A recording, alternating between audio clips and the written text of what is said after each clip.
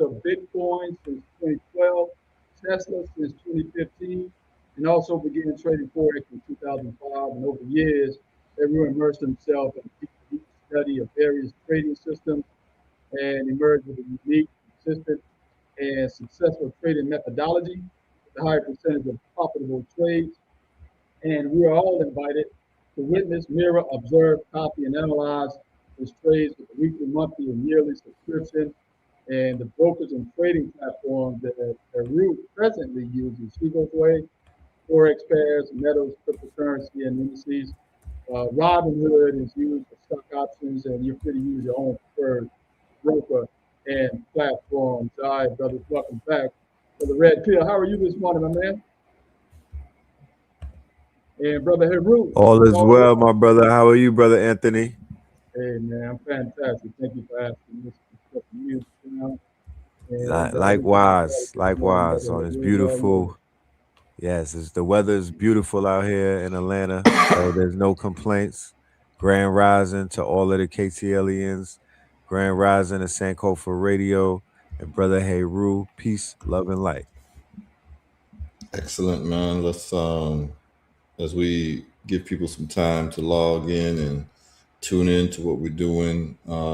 Let's make sure that all of the shares of the streams are in place, mine are in place. I see that Know the Ledge Facebook is in place, Know the Ledge Media YouTube is in place. Brother Anthony, can you go ahead and share your streams? Yes, sir. I don't see those in place. Consider it done. So before we get into anything substantive, I want to make sure that everyone is getting access to this. It's a done deal. Excellent. Yep. We are live on WSYP, Sankofa Revolutionary Radio. And we are live on my personal Facebook, my personal X. We're live on my personal Rumble. And as you know, we talk about as we start conditioning people to what we're doing, we transfer over to our sites. Now, just to give people advance notice, next week we're going to have a brother on who he's going to serve two purposes for coming on. This brother, his name is Kwajo Tukumbo, and I just spoke with him yesterday.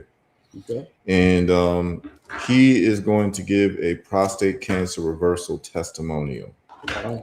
Wow. This is a brother who I met some time ago, and he had prostate cancer, and it has been reversed. He is now cancer-free. He's going to talk about the results protocol. But what's very interesting is that not only is he cancer-free, but Right. he's a technical person. He's a technologist, and he is now in the process of building his own black version of StreamYard. Is that right? For any podcasters in our community who would like to be able to multi-stream, he's building his own platform. Right. He'd like it to be for podcasts and broadcasts that are positive and uplifting for our people. And he's going to talk about that coming live in the near future, so that we don't have to do this through StreamYard. We'll be able to do this, through our own platforms. So we're looking at having complete sovereignty from every single aspect of what we're doing, right? Because right now we're using StreamYard to multi-stream, and that's cool. It's a great service, but we could probably do better. Right. And so what we're going to do is that the brother's coming on, and we're building our own platform, and we'll be able to then multi-stream this to all other places, including our own websites and so forth and so on, right? So that's a little housekeeping. Look for that next week, y'all. It's going to be very important. So on Monday, we missed this Monday because I was traveling. So we missed the Monday program. A lot of people contacted me about the Monday program that they missed, which is the health results. And, we have to be very careful with the health results, because the powers that be really don't want y'all to get the information how to reverse your illnesses. And so the information we do sometimes is hit or miss in terms of what gets taken down in YouTube. Now, Brother Red Pill has gotten 2 strikes on his Red Pillar channel, so we want to be very careful. He still has Know the Ledge Media because the brother is smart enough to have more than just to have only one place on YouTube. So, you know, if one place gets shut down, he's still going strong with Know the Ledge Media. But we're saying that to say that on our Monday programs, this is very important for those who are tuned in. The Monday programs, we start at 9 a.m. Eastern Standard Time sharp for Health Results Mondays. But because what we're talking about is not approved by the so-called powers that be, but we do have the receipts of high blood pressure, diabetes, cancer, autoimmune illnesses, and people giving their testimonials of their path and how their problem was solved. I guess we're upsetting the apple cart. So just for you all to know, on Mondays, we're going to be doing at the beginning, maybe the first 15 minutes, we're going to do what, you know, the topic is going to be where you can get the resources for what we're talking about. Then probably by 9:15, 9:20, we're going to be transferring probably to herbalresults.net, where we'll have live streaming on there. If you're on SANKOFA Radio, you're fine because that's what Brother Anthony owns. And if we can start getting it onto the Know the Ledge website as well, that people can just transfer over to the website. However, if you are part of the Know the Ledge family and you missed the show, Brother Red Pill has all of the shows on his Patreon. So if you missed the show, particularly the Health Mondays, which is basically $1 million worth of game in terms of health and how to reverse your problems, you can always go to his Patreon for those who Know the Ledge family, Know the Ledge listeners, to access the shows if for some reason you weren't able to tune in. I've also been made aware for our people who are on the West Coast, 9 a.m. Eastern Standard Time is 6 a.m. for them.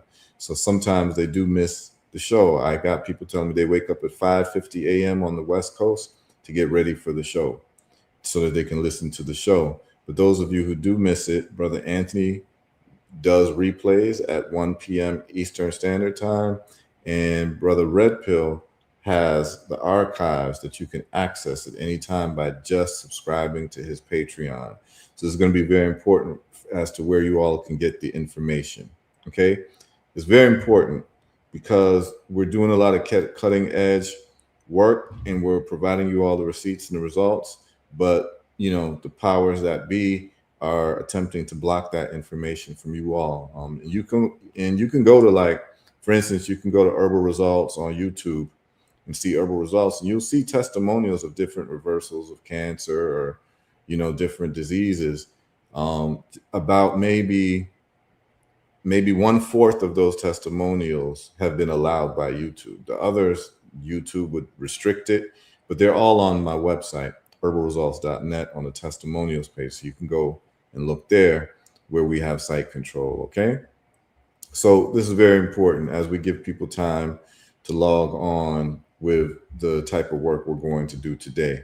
We're going to cover some of the charts. We're going to cover some of these options trades and see how they're doing. I just got a message from the powerful Kai Wilson, I think 2 days ago, and she texted me. She is one of the subscribers to HERUtrades.com, and she says, I can tell you all exactly what she says. She says her USO, which is U.S. oil positions, hit 100% return in 12 days. So she's made double her money in 12 days by just following what we've been talking about, and if, Kai wants to call in, she can call in and talk about, the success of the trades that she's taken. Anyone who has registered with Heru Trades, feel free to call in and let us know how your trades are doing, just so people have receipts as to the efficacy and what we're talking about and what we're doing.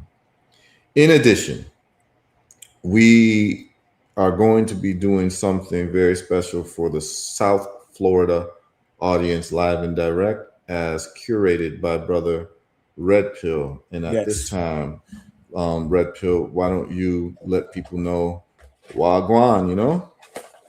Yes.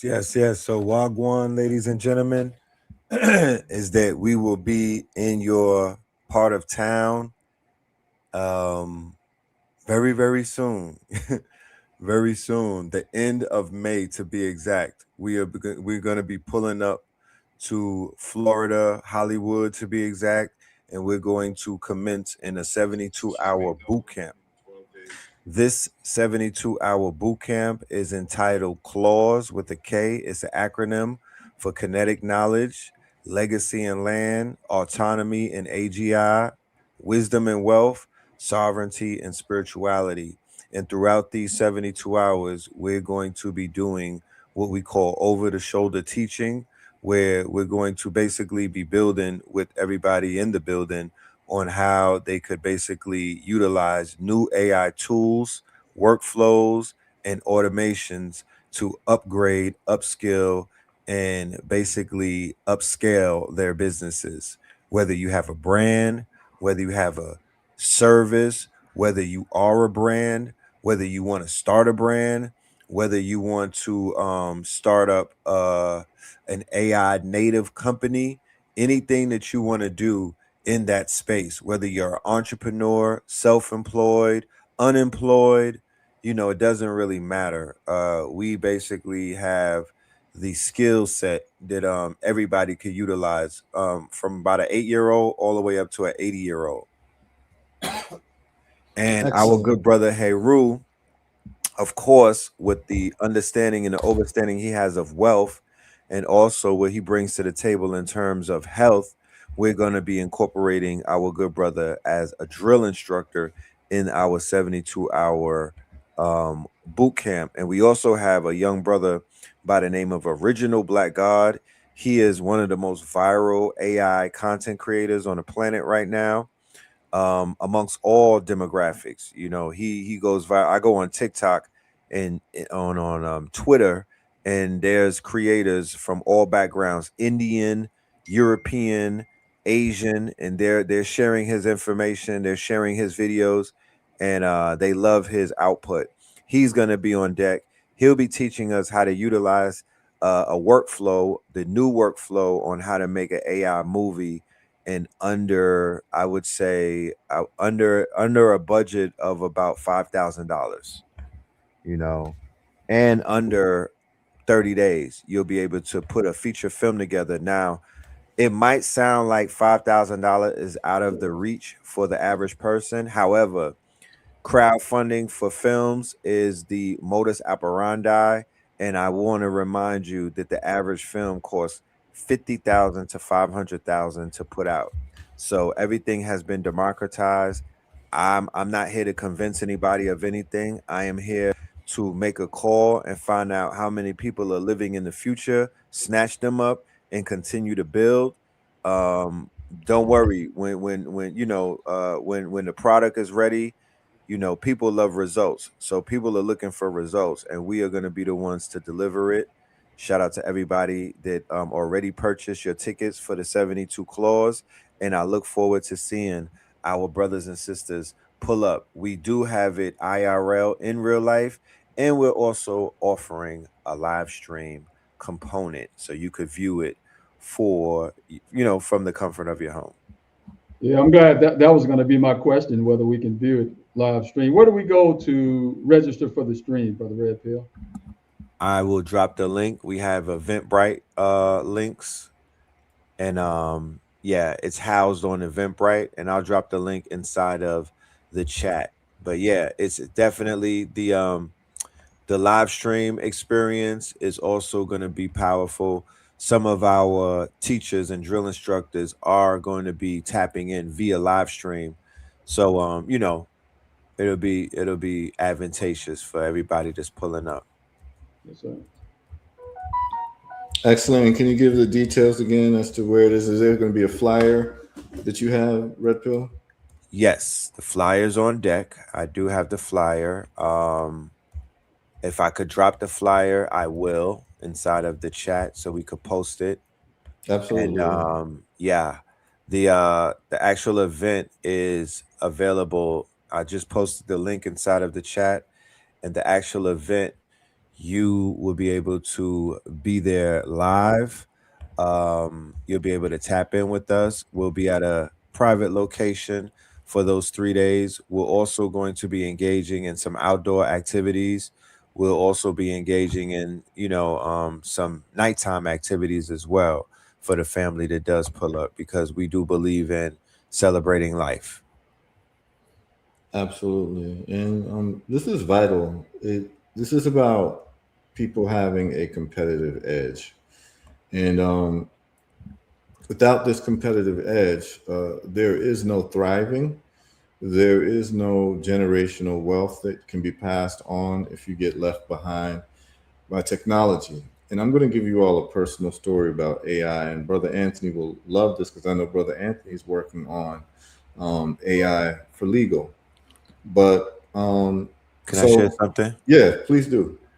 That 2 days ago, Anthropic released a new update to their proprietary model called Claude, and it was 15 plugins or 15 new quote unquote AI plugins or add-ons for legal businesses. And I think it affected the stock market when they released it. But for Brother Anthony, I just wanted to share that. And they're saying that this could be a direct, disruptor to the legal eagles out there, to firms. Actual firms are going to suffer, as a result of this drop. So yeah. Yeah, that's a most one of the most popular ones used by attorneys for drafting documents. So Claude is excellent. Thank you, brother. All right. Okay, I think this is the flyer. Yes, this is the flyer. Oh, that's for Houston, it says though. Oh, My Red bad. Pill? Let me, yeah, my That's bad. Let for me pull up. Houston. We do have a Houston one and we do have a Miami one. Those are the two big events that we'll be hosting for right around May and then early June. But we do have two back-to-backs and whatnot. Okay. Cool. So when you have that ready to add to the stage, I'll share that with the audience. Okay. Yes, So sir. Miami is going to be important, and for those of y'all who want to chop it up, I'll be there, and we're gonna go through it. Now check this out, y'all. Here we go.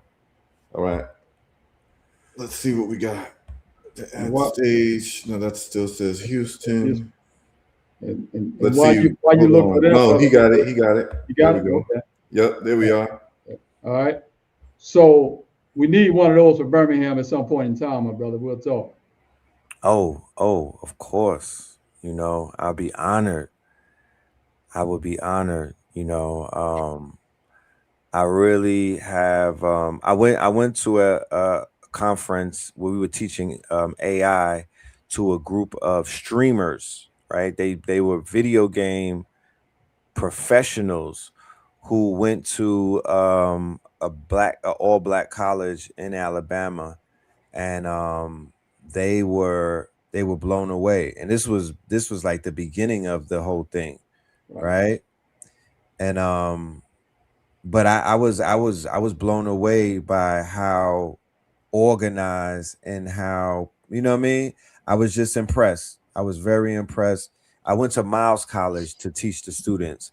I was very impressed at the facility that I saw. Sony PlayStation put about 30 million into their streamer program. So they had a nice facility. Do you know that they're giving out scholarships for young men to play video games, young men and women? I did not know that. Yes. Wow. Yes. Yeah, it was definitely oh my goodness. Hold on. The dates on this flyer, I have to is off. I'm sorry. This is an older flyer. So take it off, and then once you have the new one, and just state the date again. The date for the Miami vibe is when? is the 29th, the 30th, and the 31st. Of June. Yeah, no, of May. Oh, of May. Okay. Yeah. Oh, We were that's in a week and a half, huh? Yeah, we were Oh, aiming for the Memorial Weekend, okay. and that didn't work out. So we basically was like, let's go for the next weekend, and we All found right. ourselves landing on this date Okay. to close out the month, of course, the right way, with some solutions and with some information that I put $1,000 that this information is so brand new that it's never been heard before. The way that we're delivering it in terms of how to use the technology, how to tie it all together, and basically create a plan and create a monetizable plan immediately. You know, Mm-hmm. so Yeah, for those who just tuning in, Brother Red Pill, this boot camp is going to be, tell them exactly.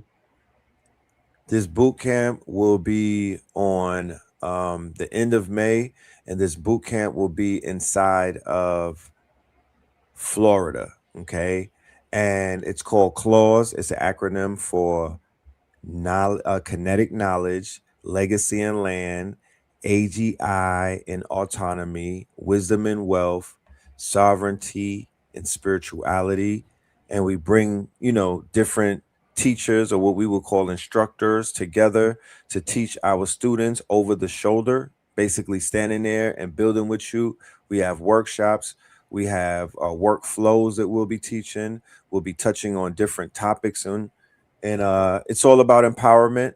It's all about utilizing tools that you can use right now. Nothing that we'll be teaching has to deal with learning something later or applying it later. Everything is going to be on site right there. We'll be working together. A lot of people, when in the side of the AI space, they've basically reached out to us on many occasions, and they said that while they like doing, while they like learning, they need somebody to be there for them. Learning on the computer or learning from afar is not the easiest and most, quote unquote, I would say, user friendly way. So we developed a workshop, we developed a program and a regiment, and we were very successful in North Carolina. So we're bringing it around America. Leading up for the rest of this year, we're going to be on tour. Excellent. Excellent. Now, let me put into practical terms on the power of this AI. Yes, you can use it to make your own films, but let's just talk about some practical things. And this is going to be right up Brother Anthony's alley as a practicing attorney. He stayed with the profession. As some of you may know, I used to be an attorney, and I retired in 2002. So I haven't practiced law, professionally, but in about 24 years. And I can't believe it's been that long. But, I've been in these business streets, and I've been, looking at different ways, that you can build wealth. And so let me break something down from personal story. So what wealthy people do is they will use debt to build wealth. A famous, proponent of this is a guy named Robert Kawasaki, who's the rich guy, the rich dad, poor dad guy. Y'all would be familiar with him. So what you do is, even when people build businesses, what you do is you take a loan and you build a business. And the theory is that you take this loan and you believe that the money that you're getting now is going to grow in whatever you're putting it in, whether it be a business. When you buy real estate, you're taking a loan for something that you believe is going to be an appreciating asset, right? And this is how people build wealth. And it's called leverage. Even in the stock market, you can invest on what you call margin. So like Robinhood or whatever, they'll give you a loan to buy stocks. It's called margin trading. But then if the stock goes down, that money is due right away, right? Okay. Or they'll sell the stock to get the money back, right? So the theory is use other people's money to grow your money. This is all real estate people do it, unless you buy everything cash, but most people will finance. You buy in your car. if you're investing in a business, a lot of people use what you call debt financing to grow their business. Even the concept of raising money for a startup, you're using other people's money, and a lot of times you go into debt to build up whatever it is that you're doing. Okay, so this is nothing new. This is very important. So what I did, I'm going to tell you all a personal story and how AI came into this, and I want people to listen very carefully. So as Brother Anthony said at the beginning of this, I've been into Bitcoin since 2011. So I got into Bitcoin when Bitcoin was $100, right? Presently, the price of Bitcoin, let me just double check so I can be accurate for you all. The present price of Bitcoin as we speak is $77,233, okay? In rising, it's actually on an upward trend. I could look at the charts and give you all an analysis, but I won't do that right now. I just want to tell the story. So yes, I bought Bitcoin, held on to it for over a decade because I was a Bitcoin investor. So the thing is that when you're an investor, you're looking at a 5 to 10 year hold horizon and even longer. I've met people, wealthy people on the beach whose grandparents were early investors in Coca-Cola. They own millions of shares of Coca-Cola, and then they just pass it down to their children, their grandchildren. The grandchildren now have millions of shares worth $50 a share each. So now you got $50 million, right? Okay. I decided in 2021 to not only hold Bitcoin, but to buy Bitcoin miners, right? Because the whole thing is like you can own Bitcoin, but then you can also buy Bitcoin miners.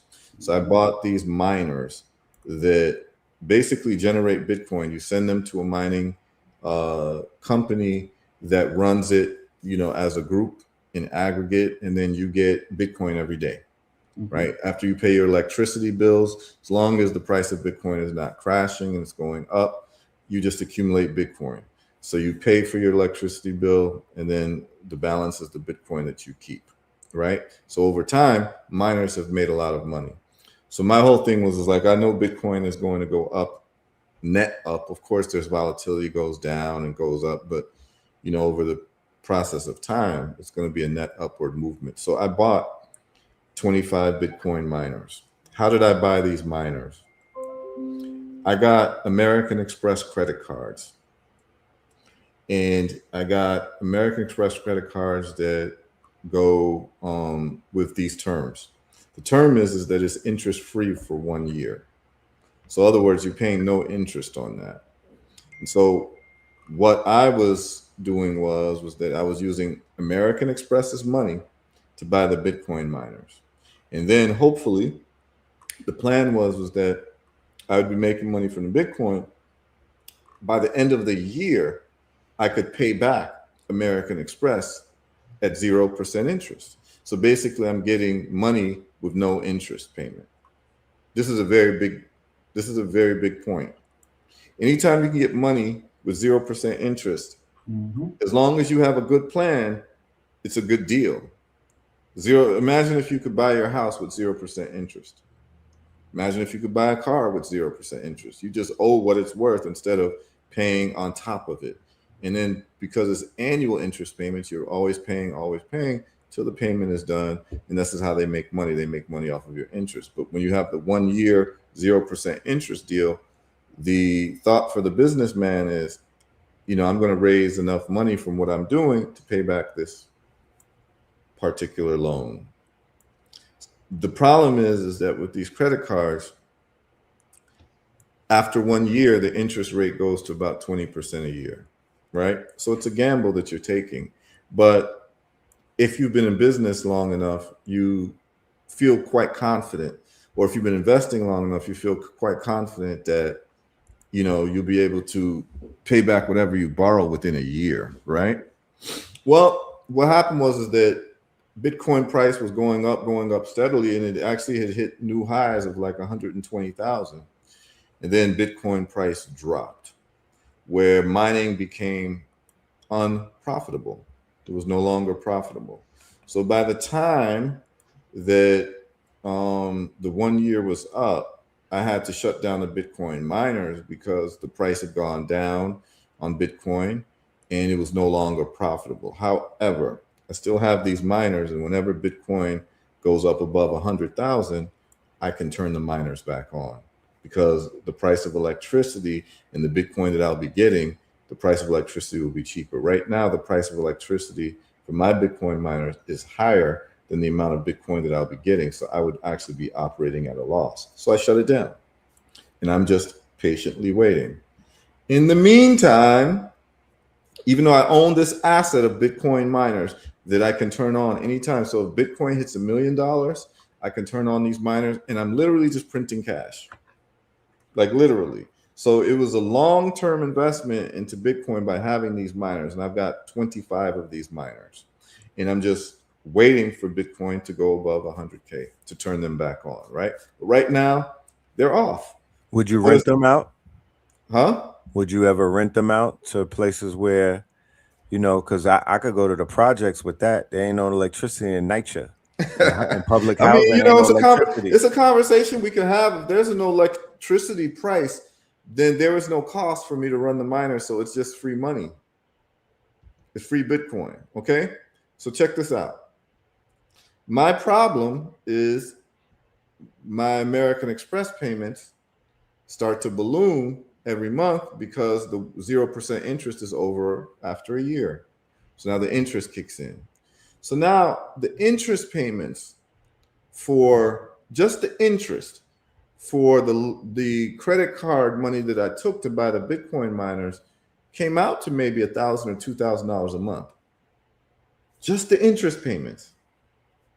Listen carefully to what I'm about to tell you all. Because you have the credit cards, the way that they make money, their whole game is to trap you into not being able to pay, so you pay the monthly minimum. When you pay a monthly minimum, I did projections, and if I pay the monthly minimum every month, they projected that I wouldn't finish paying my American Express credit card until 2046. Listen carefully to what I'm saying, y'all. So I'm looking at this and I'm saying, well, they're saying it'll take me 20 years to pay this off if I pay the monthly minimum. Why is that? Because the interest is accruing every month.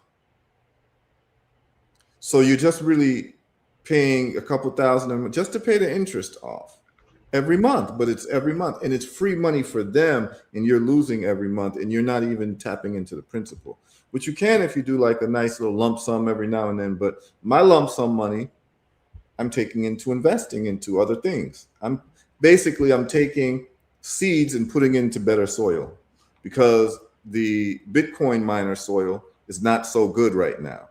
So I'm taking the seeds and I'm putting into more fertile soil. That's the stock options and the other stuff that we're talking about in terms of taking advantage of the price of oil going up. So I had a decision to make.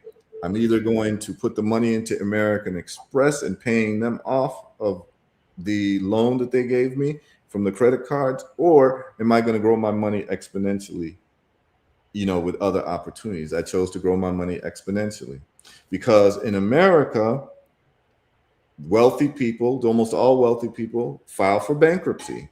But I didn't file for bankruptcy, right? It was not necessary. And filing for bankruptcy is not that you're broke. It's to protect you against your creditors. In wealth, and Donald Trump, I think, has filed for bankruptcy like 7, 8, 9 times, and he's still a billionaire. So the whole thing is that you can protect yourself. Bankruptcy laws are there to protect the wealthy. Okay? Now, what happened? I wanted the interest payments or the interest billing to stop. There's no way to stop your interest, the accrual of your interest payments if your account is open. So what happened? I stopped paying and they closed my account. So let's just say that I owed $18,000. I'm just going to throw that out there to American Express. Realize that as long as the account is open, every month they're doing 20% interest, which would be whatever it comes out to for a month. The 20% interest is yearly, so you divide that by 12. And so I'm being charged interest on that principal amount of 18,000 every month. And it keeps growing and growing and growing in terms of what is being owed. That's how the credit card companies make money. But if the account is closed, guess what happens? The interest accrual stops. But when the account is closed, you start getting threatening phone calls, and eventually they'll file a lawsuit against you. Mm-hmm. Right? Right. So I received, listen very carefully to this, and Brother Anthony, you're going to love this. So I received legal papers from American Express against me, right? Right. But, you know, unfortunately for them, I'm a retired lawyer. Right. And I understand how to deal with these things. Right. And you get 20 days to answer. And you have to give all the defenses that you have, or else you can't use them in the course of the litigation. So in the answer, you basically have to exhaust every single legal theory that you have. Now, the funny thing is that I looked at the American Express agreement. You know, you have a credit card agreement, and in it, it says that anytime that any party wants this dispute, or any disputes, can go into arbitration and not the courts. Right. Right. And so American Express did not go to arbitration, and I can choose arbitration whenever I want, so I can kick it out of the courts whenever I want, which gives me more time and more time. But anyway, I had 20 days to answer, and I'm looking at this thing, and literally my whole plan was on the 19th day. It was to spend the whole 19th and 20th day doing all the legal research and answer the questions and file it. And you can file it online, so I don't even have to go to the courthouse. So what happened was, on the 19th day, which was a Sunday, so I don't live on municipal water. I live on a well. And if you have a well, so I don't pay any water bills. So I live on a well. So I'm self-sustained, right? I have my own electricity through solar panels, and I have my own water system, because I just figured that, like, if some other person or some other entity controls my water, I'm not in a very good position, right? Like, based on who we are and what we say, we shouldn't have other people, particularly powers that be, control our water. So my house runs on a well that I control. Well, what do you need for a well? You need a pump. Well, on that Sunday, my pump went dead. I had to spend the whole Sunday working on fixing that problem so my household would have water, right? So that whole day was shot. So I have one day to deal with this legal case. So guess what happened, y'all? A good friend of mine let me know there is a legal platform called Imaginarium, which is an AI legal platform, and I will share this with you all. It's very important because it's all very practical. So I went to the website, Imaginarium. This is it right here. I put in all of the causes of action that American Express claimed in me owing them money. And Imaginarium and I had a nice conversation. I told Imaginarium my legal theories by my analysis, and basically, you know, first thing I did was I looked up whether American Express has ever had complaints of deceptive practices to their consumers, and it turns out that they have. They've had class action lawsuits where they're not calculating the interest correctly, and this and that. These are these semantic games you can play with them.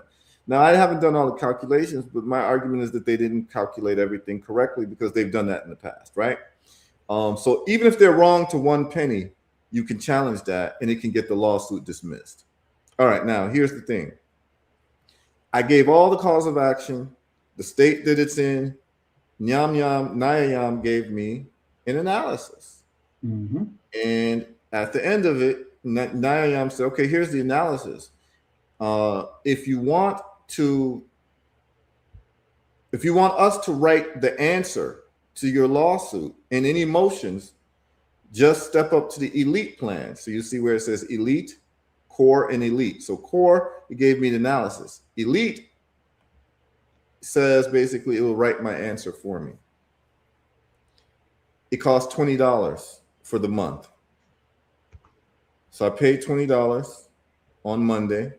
Remember, my answer to this lawsuit was due by 5 p.m. on Monday. At 11 a.m. is when I started, because we had the show on Monday, right? We had the show 2 Mondays ago, and that's when it was due. And so, you know, we're here talking about health and all of that. And in my mind, I know I got to get this lawsuit done. So anyway, Imaginarium wrote everything. Mm-hmm. And they spit out all the answers with all the legal theories and all the challenges and all the statutes and everything as to what my arguments would be against American Express. And of course, I reviewed it. There you go. And it was great. It was beautiful. It was better than what I would have written if I took 3 weeks to work on it. Right. Okay. And remember, I used to be a lawyer. I went to law school, passed the Florida bar, practiced law, did all of that. But to answer this case and how specific it needed to be, mm-hmm. and the mistakes that American Express made, it might have taken me 1 week to 3 weeks, even with the paralegal, to be able to get everything pinned down correctly. Let's just call it 1 week of aggressive work. That 1 week of aggressive work was distilled into 3 minutes with Imaginarium. And I was able to have it where the complaint answer to the lawsuit was written and a motion was written, and you know, asking the court to dismiss the case or at least take it to arbitration. And so that was worth $20, y'all. Mm-hmm. It was actually worth more than $20, because if I had to hire an attorney to do it, it might have cost me a couple thousand. And that attorney might have used AI anyway. Right. Mm-hmm. Right? Mm-hmm. So what I'm trying to share with you all, and I'm going to stop sharing this, is that where we are right now in the world is that if you are not using AI, you will not be competitive with the people who are using AI, because I was able to really dust off a complicated legal answer with many legal theories, articulated properly and written in the proper manner within 3 minutes, where usually it would take at least a week of legal expertise to deal with this. Do you understand that if I opened up a law firm and that's all I did, how much money I would make? Mm-hmm. Just give me your lawsuit and I'll take care of it, and I'll just run it through Imaginarium, and I'm charging $20, and I'm being charged $20 for the month, but I can take cases that will give me, you know, $5,000 per case. I could do 20 cases a month in 1 day with Imaginarium. Mm-hmm. 20 cases at $5,000 is $100,000. Right. At this point, Brother Anthony, I'm wondering if I need to resurrect my law license. I think you very well need to, my brother. Since you got you need to. You might need to as well. Right. You got you know, we look at this thing called AI as an associate in the office. Right. Because it does the work as an associate. And you did the right, you know, to review your work. Of course. Did Imaginarium cited cases for you as well? Gave me statutes. Since this was an answer and it wasn't like serious motions to, you know, of this and that and this and that, I didn't need, you know, cases and shepherdization and all of that. Since it's an answer, I'm just saying, according to this statute, blah, blah, blah, according to this within the agreement. So I didn't need, basically it wasn't an appellate case. So I didn't need all types of, you know, legal precedents and what have you. Right. But it would do that for me if I wanted it to. Right. So you know to check your work and all that, folks out there. Now, did you find any mistakes by Imaginarium? There were no mistakes. Wow.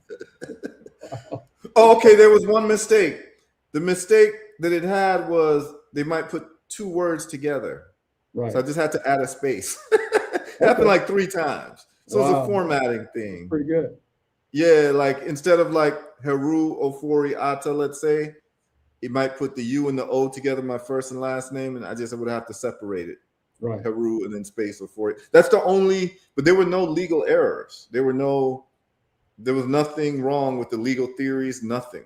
They came up with legal stuff that I didn't even, because American Express, let me tell you what American Express tried to do. They tried to double dip. They did account one, statement of account for $18,000, count two, unjust enrichment for $18,000. Wow. So what happened was that in essence, they were asking for $18,000 twice. Wow. Which is a total of $36,000, and that is actually against the law. Right.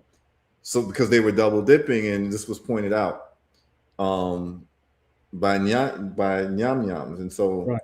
That was one of my challenges and my answers. So we'll see what the reply is, but the point is that I was able to answer without any legal help, without hiring a lawyer, without having to pay a lawyer. It helped because I was a lawyer, so I was able to know what was what. But this world is changing, y'all, very quickly.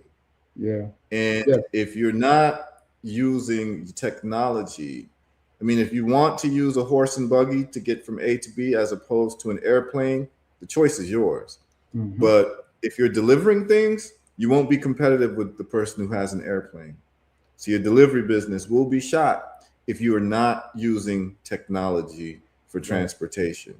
And so what I'm telling you all is that there's a lot of debate about AI. AI is just a new tool to increase efficiency.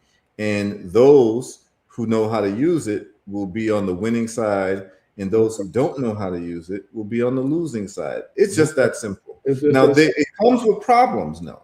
Right. Because there's going to be employment problems. There's going to be a lot of people losing their jobs. There's going to be a lot of dystopia around what do we do when we have no work? What meaning are people going to get from life when basically you're twiddling your thumbs because there is no work to do, because all the work is taken by more efficient AI systems. It does cause problems, but those of us who are business people and those of us who need to get certain things done, AI is just more efficient than me hiring, 3 paralegals to draft a response to a lawsuit. That's right. It just is, man. And I just gave you all like a real life story of why AI, in mastering it and knowing where to go for certain things. I'll give another example. I'm working on putting together some real estate development in different parts of the world.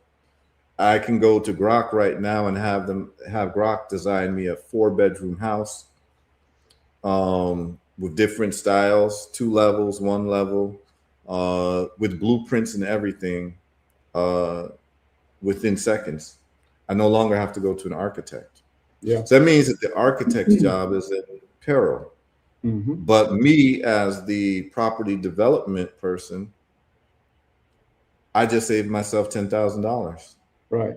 And you can, because I used to outsource demands, drafting demands. I used to outsource these. And they charged me up their ass for those until AI came along. AI, as an associate, started drafting demands. And I think I told you about that. And at the time that they did, hell, not only did they do a better job, I got more money. Exactly. So this is very important in terms of wealth building. If you're not understanding what AI is and you're not understanding how to use it for your benefit as an individual or a business owner, you will not be competitive. That's just right. It's just crazy. Now, here's what you need to know. What Red Pill is doing is revolutionary, y'all. Right. I see. What he's doing in training people and showing people so that we are not the last ones to the party, right, is very, very big. Because I remember in 2011, I was posting all online, Facebook, YouTube, y'all need to buy Bitcoin. Here's why: because I read the Bitcoin white paper and I was telling people this is how you do it. I even trained people how you could buy Bitcoin, put it in your wallet, do all of that. Of course, you had the naysayers. It's a Ponzi scheme. It's the mark of the beast. It's this and that. Well, I'm just saying, well, you've got to put your money somewhere. You want to put it in the bank and get 0.01% return, You want to put it under your pillow, you want to put it under your mattress, you want to put it in a shoebox, you want to spend it on whatever it is that you spend your money, or do you want to invest in something that I know is going to actually rise in price based on game theory? Well, some people listened, some people didn't. Bitcoin now is at $77,000 with a high of $120,000, and it always breaks its previous highs. So those people who, did not get involved in Bitcoin in 2011, even though I told people this is what you do, this is how you do it, this is why you do it, I gave time. We are now at that same point when it comes to AI. And so Red Pill is taking it upon himself to make sure that we aren't lost in this AI shuffle. And if you're a filmmaker, if you're a lawyer, if you're a researcher, if you're a property developer, if you're an architect, if anything, even if you're in the health field, you can use AI to do research for you immediately. And if you are not aware of this, it's basically like writing letters and putting it in snail mail and waiting 3, 4, 5 days for it to get to someone, as opposed to your competitor who has email, who can send an email and get to the person right away. It's very important. So I just want to salute Red Pill for taking it upon himself to make sure that we don't get lost to the party. Yes, it is so important that we are not we don't wind up in last place with this technology, ladies and gentlemen. I understand that a lot of people may be apprehensive about technology. I'm going to send you my address. Give me your phone. Give me your phone, give me your laptop, give me everything in your house that's running on technology, because I'm gonna confiscate it from you. You know what I mean? And then I'm gonna let you look in the mirror and ask yourself how goofy you sound when you repeat things that are being said through the media that has nothing to do with you. I want you to understand that they are purposely holding you back. They are lying to you through their teeth. They're playing in your face, like the people in the street say. And I'm appalled that our people are falling for that. You know what I mean? I'm offended that our people are falling for another rules to keep you poor, to keep you broke, and to keep you out of the game. They did the same thing playing in your face with cryptocurrency, and everybody is still, standing around repeating the lies and repeating the bamboo. They did the same thing with the stock market. They keep doing this to us, and I'm not about to sit back and let our people continue to suffer and whatnot. Everything financial wise, since this fiscal year has started, has been aimed at keeping our people at the bottom rung, at the bottom tier of the totem pole. So AI adoption, no AI is going to steal your job. A CEO who wants to cut their bottom line is going to fire you and replace you with AI. AI didn't do that. That's your CEO. That's your manager. That's those old white people that don't want to let go. AI will help you take over the job that you're working at. If you do it right, you literally could now reposition yourself and be the disruptor to the exact department or company that you're being employed by. Employment is not sustainable right now. Employment is not the way. You're not going to be able to move into 30 years into the future. How are you going to pay off that AMX bill like the good brother HERU was talking about, and you're working in one of these jobs that they said that the AI or the CEOs of that use the AI is going to use to replace you? You want to foolproof yourself, you want to upskill yourself, and you want to make sure that all of this new technology, you're learning about it. Ladies and gentlemen, your CEO, the bosses in your company, the managers, they all get emails and newsletters. They're learning about it. Why are you not learning about it? They not running from it. You know what I'm talking about? If you go to any one of these conventions, the conversation that they're having on a nightly news about being scared about things, they're not having that conversation. They're talking about how everybody in that room could turn into a billionaire if they learn the technology and do what? Sell it back to you. They don't want us to know about it because they're planning on selling us a whole bunch of stuff in the next few years. And we're going to be, wow, I can't believe that they could do that. Well, when it was time to learn about that, y'all wasn't taking advantage of it.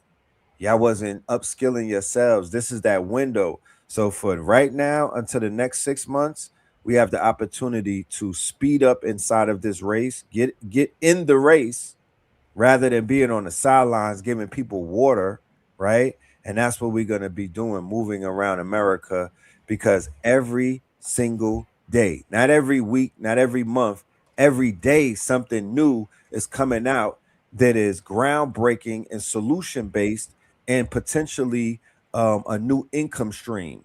So it's at the point right now, I don't even have enough people to teach this. It's so much stuff coming out. I don't even have enough people to teach and to spread the good word. So I'm forming up the Avengers. I'm grabbing people that I know, all of these master teachers in my network, and we are creating this quote unquote, we're creating this initiative, 72 claws. I'm looking for 72 nobles so we could break down 72 tools to use, and we could, we could pop out and we could open up 72 chapters. We want to turn AI to acres, meaning that you could turn digital economics or digital economy into real world assets. We're not doing this to play with our computers. We're doing this so we could buy some land. We're doing this so we could buy some crypto. We're doing this so we could secure ourselves, because stuff is getting real right now.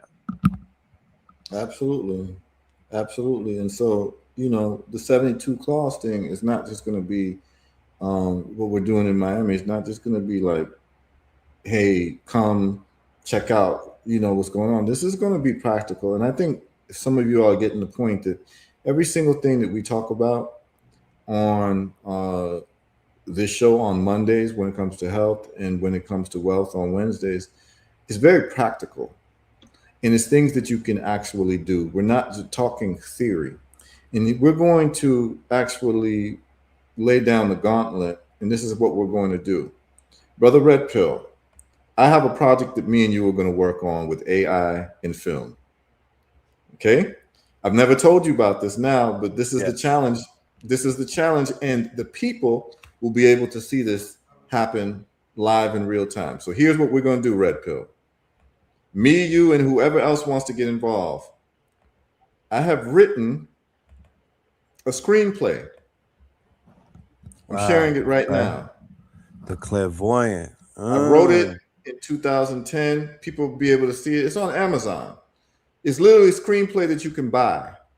Wait, you on Amazon selling screenplays, my brother? Yeah, it's a screenplay. It's a screenplay I wrote years ago. Okay, what you don't do. Right. Check this out. He's an African Renaissance man. Hey, let's take this a call out. and get back in the screenplay in a minute. Brother, let's take a call and go to 337. 337, sure. You on with Brother HERU and Brother Red Pill. All right, 337. Is that 337? Caller, you on? Hello? Yeah, you on. Oh, hey, yeah, I was just calling the, We can't hear him. Can you turn it up? Yeah. Talk a little louder for us. Okay, yeah, I was just calling to agree with you guys about this AI, because I actually have a friend, who knows of someone who actually had a civil case with their landlord, and they use Google Gemini to basically strategize their court, basically going into the courtroom and what to do. And they did everything exactly as Gemini said, and they got everything reversed. Gemini even helped them with what do you call the thing, when they're going back and forth to figure out what to do, like the two parties in a room or something. Yeah, mediation or arbitration, which one? Yeah, that's it. Yeah, I get mediation. So they were using Gemini during the mediation.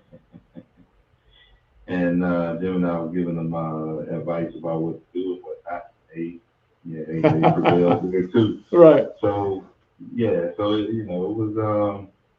I just want to say, it's extremely useful. I've been using it.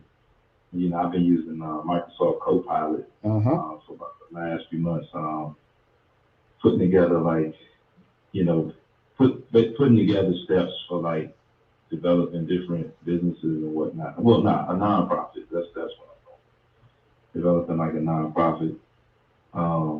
just pulling information together and going over different scenarios and stuff. And yeah, it's it's real. It's definitely not something to be afraid of.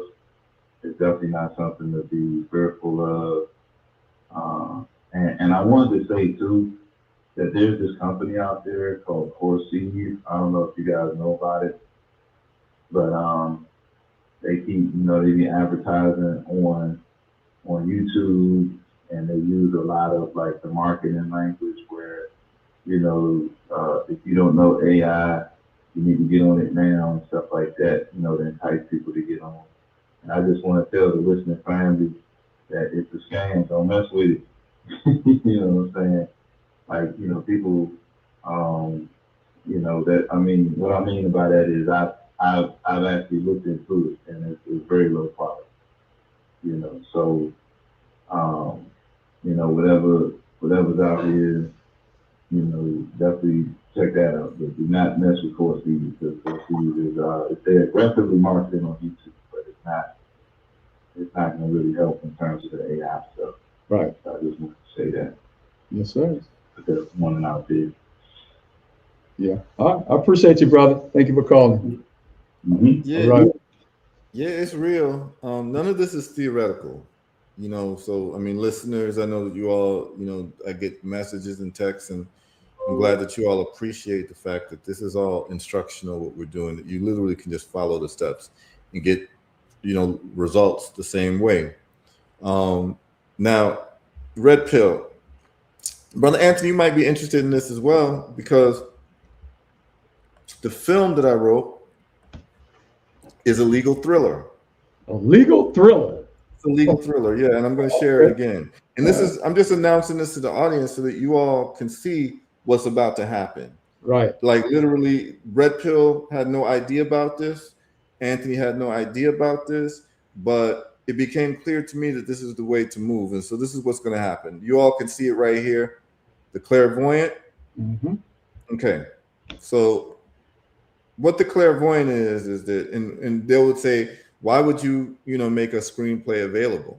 Because the whole thrust of the film is that it asks a moral question, and is actually a film where people can vote on the ending. And then depending on how you vote on the ending, in the majority vote, that's the last scene that you would see, even in the movie theater, right? So we would have an app on the phone where you can vote guilty or not guilty. So let me just tell you all the story. And what we're going to do is we're going to use the clause training, and we're going to use, what Red Pill already knows and all the other folks in the clause group. And we're going to produce this movie, The Clairvoyant. Okay. And we're going to do everything AI, and whatever other expenses, I will personally fund everything. So what's going to happen is we'll know the exact budget and how much it cost for us to do a highly produced, well-written film with an ability to pull people in. So what is the film about? The film is about, it's stationed in South Carolina around the Gullah people. And anyone knows about the Gullah people, these are people who still have African dialect in the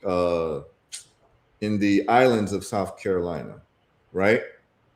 There was a movie done on it called Daughters of the Dust. It featured the Gullah people. Essentially, they speak with a patois, like people in Jamaica or people in Liberia or people. It's like a pidgin English that they call it, right?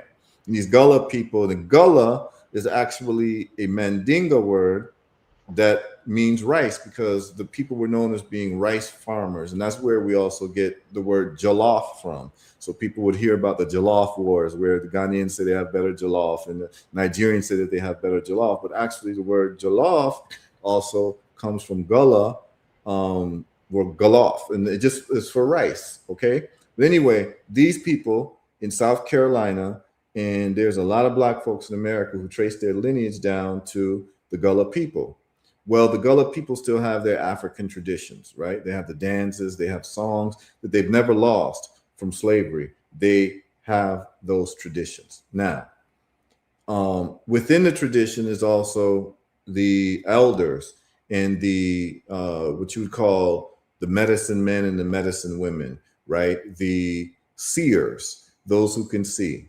And within certain traditions, they say like the psychic powers usually skip a generation. I don't know if y'all have heard that before.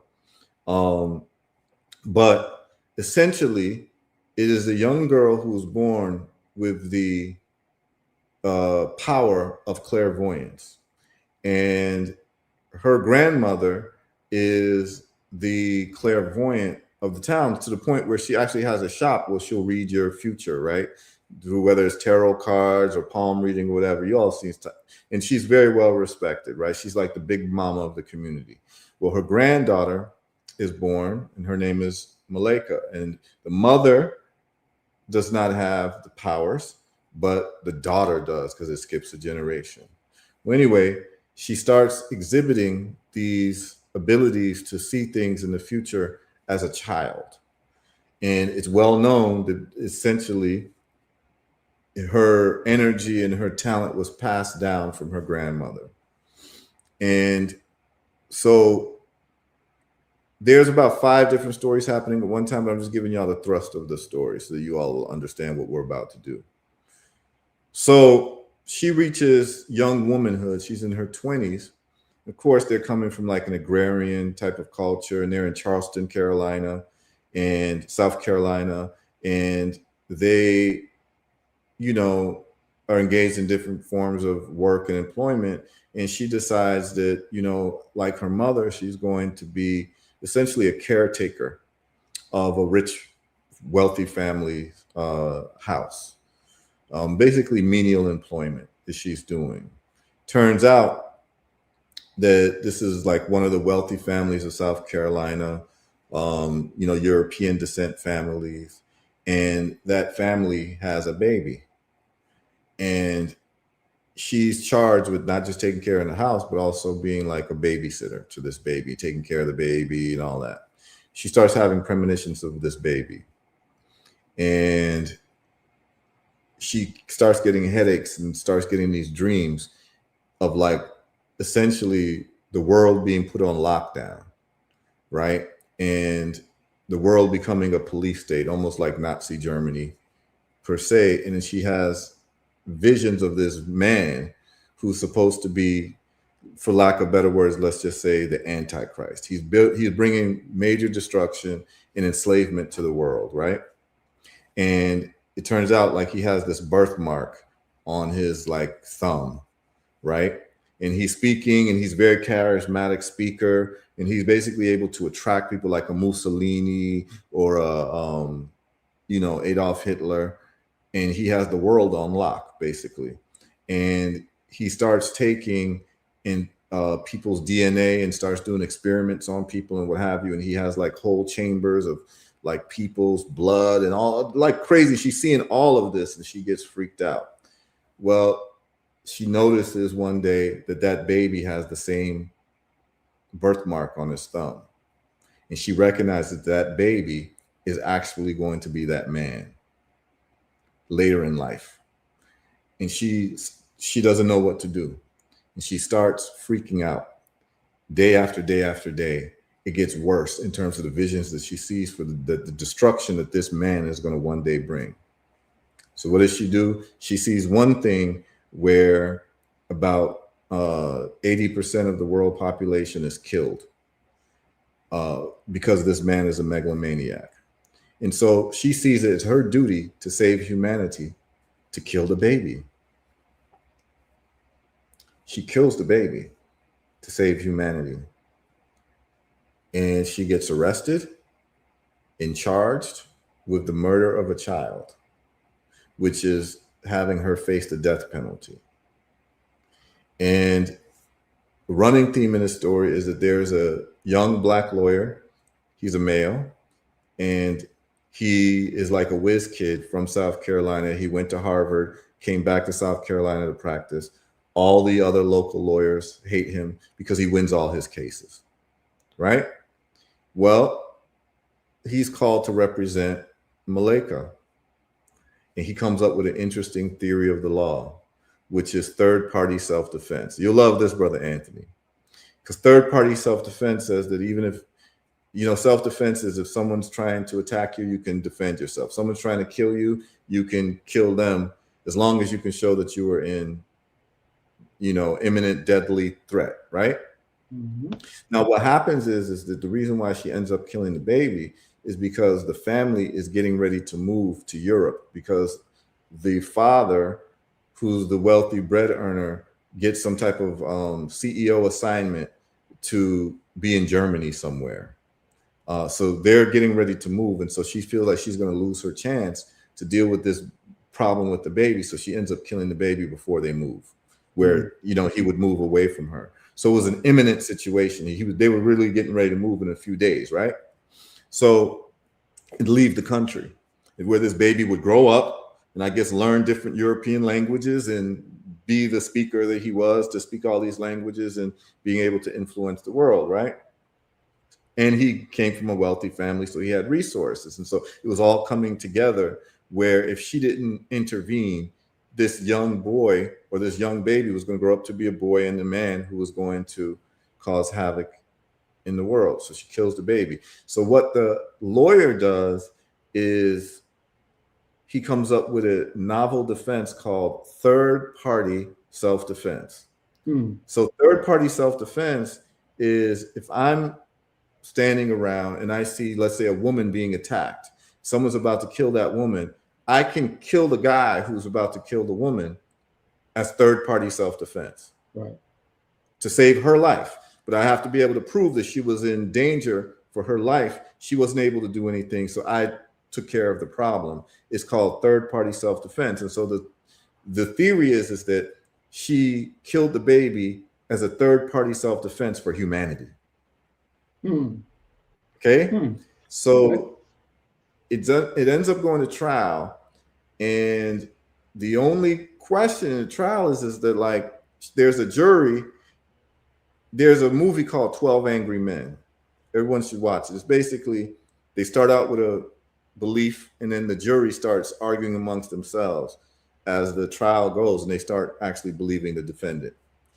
So in this case, it's the same thing. All of them, and it's in the news that this black woman killed this white baby, and it's almost like race wars about to happen in South Carolina, and the jury's like full of white jurors, and they don't believe her story. And guess what happens?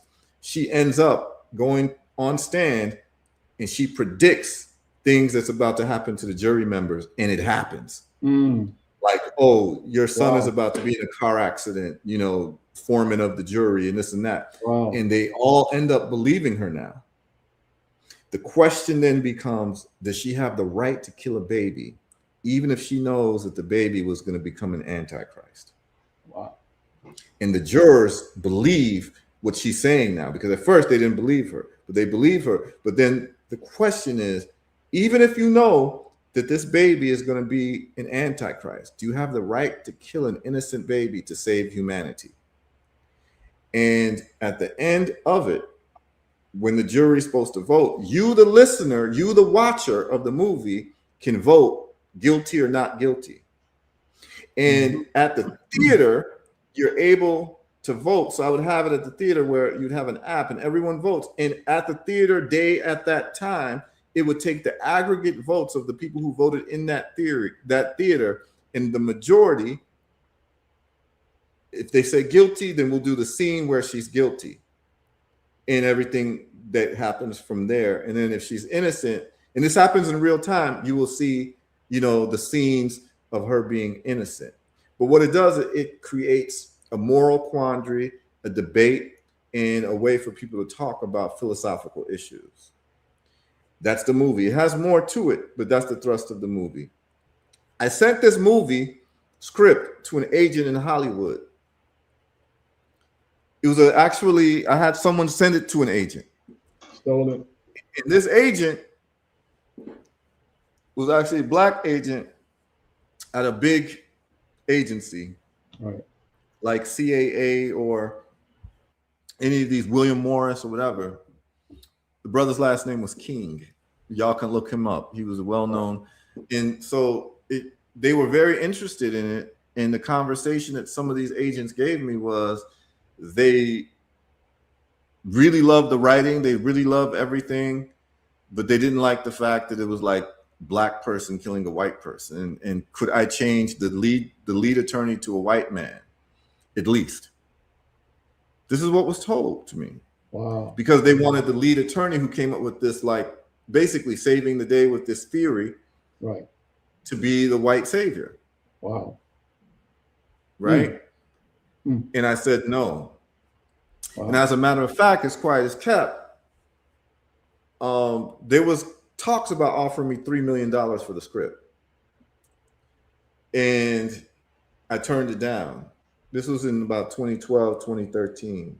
Right. So I've just kept it on the back burner. And I said, I'm going to just get money and I'll finance it myself. But the problem is this, is that I didn't, with the money that I have, I didn't want to spend millions of dollars to finance a movie. I'd rather build factories, right? Because money is not like finite. I mean, infinite. It's finite. And so when I would make money through Bitcoin or make money through my trades or whatever I do, my whole thing is, well, am I going to spend $1 million to make a movie, or am I going to spend $1 million to make a factory that makes herbal products that reverse people's cancer and autoimmune diseases? So I've chosen to save my money to build factories and not use it to make movies. However, through the advent of AI and the ability to make movies directly from script, through the work that Brother Red Pill is doing, I think we have an opportunity to make this movie now.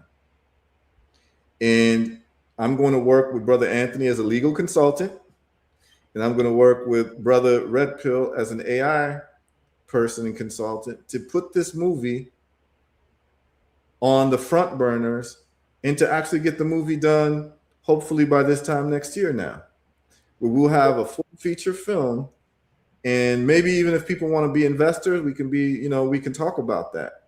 But we'd be able to get this film online or try to get into the movie theaters where people can actually watch it and vote as a jury. This is the first time that this would happen, where you get to participate and you can like literally vote guilty, not guilty, and then the scenes will take. So what will happen is you can go to the movie theater one day on a Monday and, the majority are voting guilty. So then you'll see that scene that closes the film. And then you can go the next day and the majority are voting innocent that day. And so it becomes a different experience every time you see the film. Hell, so, as I was listening to you, I was ready to vote. No, it's a great philosophical conversation. Yeah. Well, but this is a revolutionary in itself, man. Being able to participate in a film in real time. Has there ever been anything like that? Not that I know of. Yeah, that's revolution. That's good stuff, my brother. Okay, so what I'm saying, Brother Red Pill, is I am now recruiting you as one of my technical advisors and people within the film on the executive production side, where we all can make money together. How do you feel about that, Red Pill?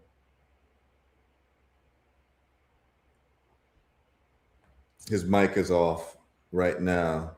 Red Pill, please chime in on this. And this was completely by surprise, but this is an idea that just came to fruition because I will be at the seminar talking about wealth with AI experts and people who know how to do this type of thing. And this whole CGI and all of this, we can do this very inexpensively. And I've seen people do $100 million film budgets now, yep, for $5,000. So yes, Brother Red Pill, what do you think about us working on the clairvoyant?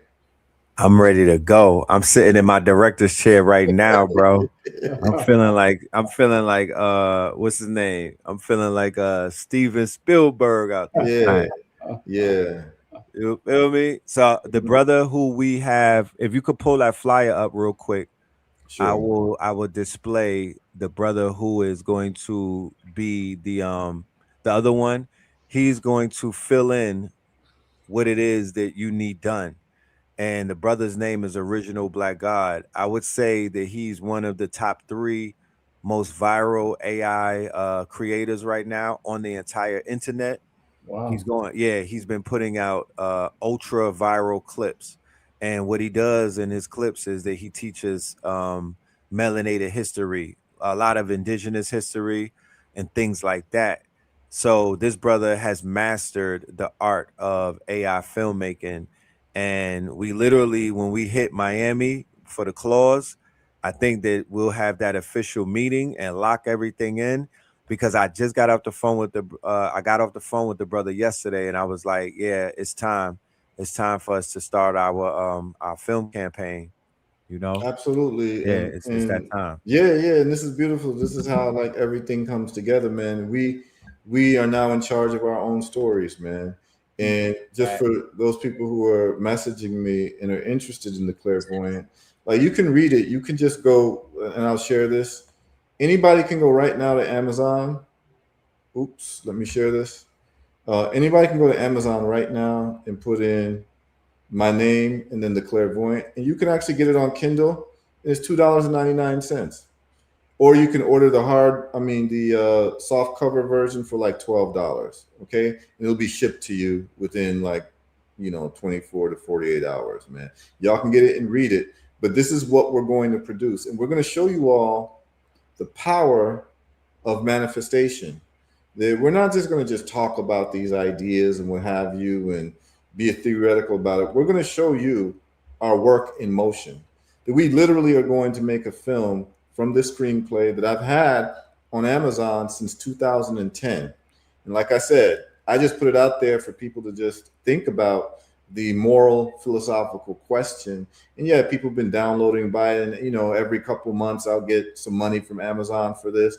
But really, it should be a dynamic film. And to tell you the truth, I have a lot of ideas for these films that can be done. This could actually be an epic series, right? Yep. So it would be a beginning film, and then you have like a series, like how they have a Netflix series. Because Right. really, what's controlling like cinema these days is not like a one-off movie for 2 hours. It's like a series, like you have Game of Thrones, right? So I believe we can create That's the new thing. we can create a clairvoyant series.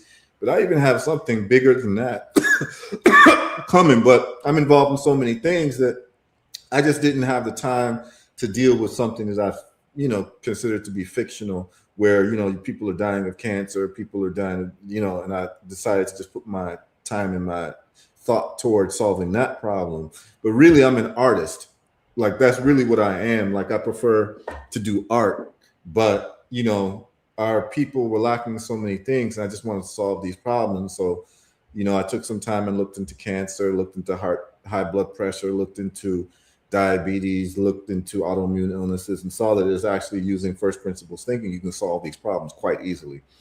And by the way, for those of y'all who tuned in, next Monday for Health Results, we will have a prostate cancer reversal live coming, who used the Herbal Results protocol. He's going to tell his story from beginning to end. He also lost by doing the intermittent fasting schedule that we have at Herbal Results. He lost 80 pounds in 2 months. So we show you all how to do that. And he's going to talk about his prostate cancer diagnosis, what he went through with the doctors and everything. And so y'all want to tune in next Monday. It's going to be, because I'm incessantly getting emails and phone calls of brothers with prostate cancer diagnoses. It's like it's an epidemic right now. And so the people tuning in, if you got any family members with any type of cancer or prostate cancer in specific, because we treat all the cancers the same, particularly prostate cancer, tune in on Monday, 9 a.m. Eastern Standard Time. We're going to have someone live, and he can answer all of your questions. He's actually coaching other people now. And I talked to the brother Quadro yesterday and said that he has somebody who came to him with prostate cancer. Now he's coaching that person on how he reversed his prostate cancer. And so he's going to come on and talk about it, because the people that I work with who get reversals, they now become coaches for other people, because to me, no one's a greater expert than someone who reversed their own disease. So this is the way I multiply myself. And people say, oh, Heru, they're going to come after you, and aren't you scared? And I'm like, no, like, you know, because I teach everyone how to do what I do. I don't hold information to myself. And that's one of the ways that you make sure that what you do lives forever. You don't hoard the information. You make it known to people. You have books out there that people can get, and they can't stop it. So it is what it is, okay? So, Brother Red Pill, I have now recruited you for this project, and Brother Anthony, I have recruited you for this prostate. I mean, for this project, I just read someone who wrote something. I am honored. Yeah, we're gonna put out the Clairvoyant movie, y'all. And it could become a very big, very valuable piece of intellectual property that we do, and it could be historic. What's your role, Harpo? Are you gonna be in it? You gonna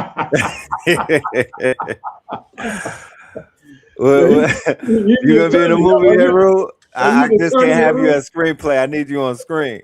Oh no! So the way that we can do the AI is that we can create our own AI characters. Right. We don't need to have real people. We literally can create our own actors. Right. This is what's so crazy about it. We can create our own characters. Now I could have an hour-long conversation about this specific topic. You know, I'll start nerding out. But what I want to share, go ahead, say that again. No, this is good. You see, this is good for the listeners, because now they're going to see all the inner workings of how this gets done. So then they'll be able to do it for themselves. Right. So definitely, I want to veggie back on what you just said about casting, right? So this strong end, I was in Atlanta, Malcolm X Fest. Thousands of people come out every year. This is like our official beginning of the summer festival.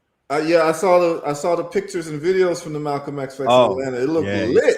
Super lit, right? So I'm running across people that I know that are viral, that are like influencers, that are what they call lit on social media, right? And what was I doing? I was walking up to them, greeting them, introducing myself, and then locking them in as clients, because I run a talent agency and a casting agency. And the most important thing that you can do right now, if you have a pretty face or you have a face that's known, is you want to lock in your NIL, name, image, likeness, because the future of filmmaking is not going to be the actor. It's going to be your name, your image, and your likeness. You're going to give up your image or your face card. You're going to be able to sell the rights. You're going to be able to license your voice and your image to the directors, to the studios, and they're going to make the AI digital twin of you. And then they'll be like, we got it from here. We're going to make the movie. We're going to pay you for your image and your likeness and everything. We're going to, you'll be compensated. It's almost like you'll get, like how they have they have points in ASCAP and BMI for artists with publishing. You'll be getting like a publishing check. So I was recruiting a lot of people this strong in and whatnot, because the key is, if I have 20 influencers in an AI movie, then all of those influencers have their own following and networks and whatnot. So in a very near future, we're going to have film premieres where we may be on 100 screens and whatnot, but all of the revenue will be coming right back to the creators. We're no longer, I was so appalled when I read that people were making a big thing about Ryan Coogler, having a deal with the movie Sinners where he'll be receiving the rights in 25 years. I'm like, why y'all excited about that? That's what they do. Like, this is what y'all get excited about.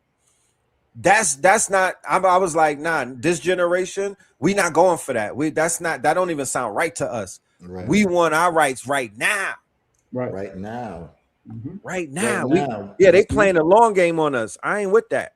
Yeah. But you see, what happens is, because when other people are funding your projects, they have a right to, claim ownership. So what's happening now is that we're going to fund our own project. We're going to tell our own stories. We have what you call final edit rights for our stories. Because think about this, that you have a story that you want to tell, and somebody else that you don't even know because they funded it has the final right to the edits of your movie. They can cut out what they want to cut out. They can put in what they want to put in. They can tell you to change the race of the actor. We're not doing that. We are literally going to fund our own movies. We're going to do it. We're going to show you how it's done with the clairvoyant. And we're going to go through all of these, name, image, likeness. We're going to give you all reports as to where we are with this. So, the people who are the viewers and the people who turn to Know the Ledge, who are the subscribers, y'all are going to get like the behind the scene footages and this, maybe we have, 5 minutes done. Y'all get to see it first. Oh yeah. Y'all definitely will have access to the process. This, ladies and gentlemen, it's almost like the dawn of the studios in Hollywood in the 1930s. This is the beginning of a new era. What we'll be doing with this AI film, it hasn't never been done before. This is actually, we're on a new day. I wanted to veggie back on what you was just saying, Heru, about the final edits.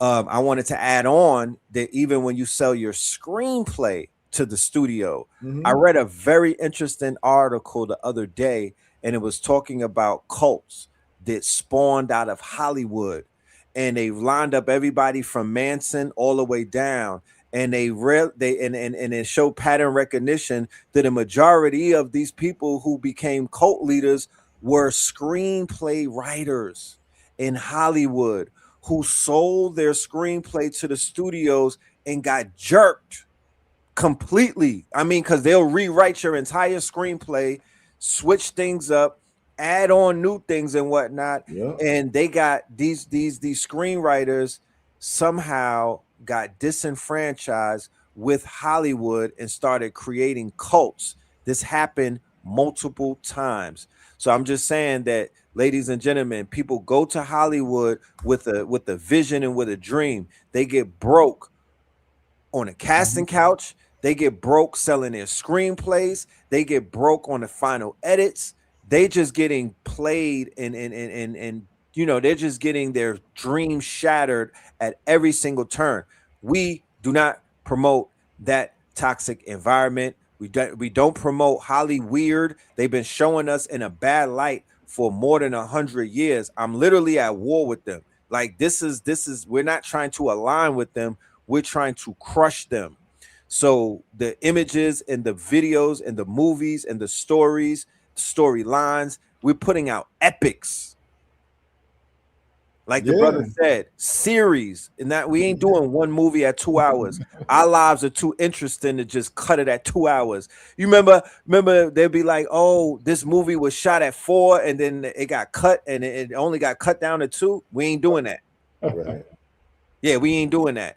The story is more important than the budget. Absolutely. And, I'm glad I never sold the script, even though they were going to give me a lot of money for it. And they would have changed it all around. And I did some interesting devices in the like every scene. Like what I did was like, so for those of you like who are writers, when you're writing, magic takes over you. And it's not even you writing, you're just funneling.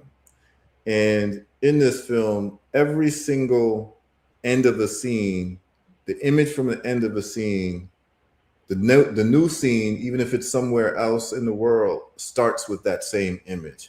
So for instance, like let's just say that like the end of scene 1 ends with like a wine glass, right? Where the wine glass is like on a table where the clairvoyant is talking to her grandmother, and she, talks about the metaphor of a wine glass or whatever. And it ends there. The next scene might start with the white family having dinner in a wine glass.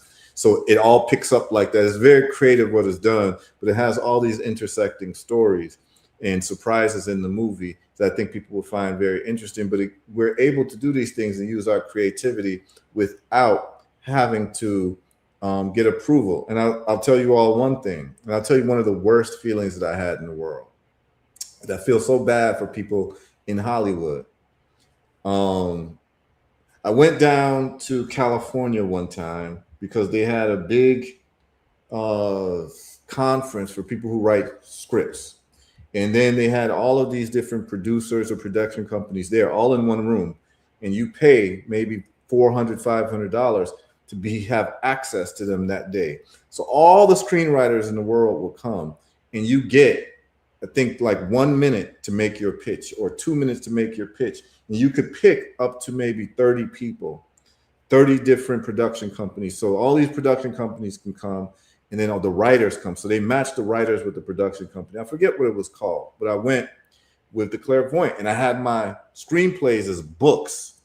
So other people didn't have that. They might have their screenplay in the white 8 by 11 papers and whatever, because they might ask for your screenplay right in there. But I had it as a book, right? And I still have the book here somewhere in the house. Like, I probably could pull it out. But the point is, I came prepared. Now I'm sitting there and I'm pitching this to people that I know, like on a normal situation, I wouldn't care about what they thought about anything. And I'm sitting there pitching it to people who don't have my worldview, who don't think like how I think. And I felt disgusted.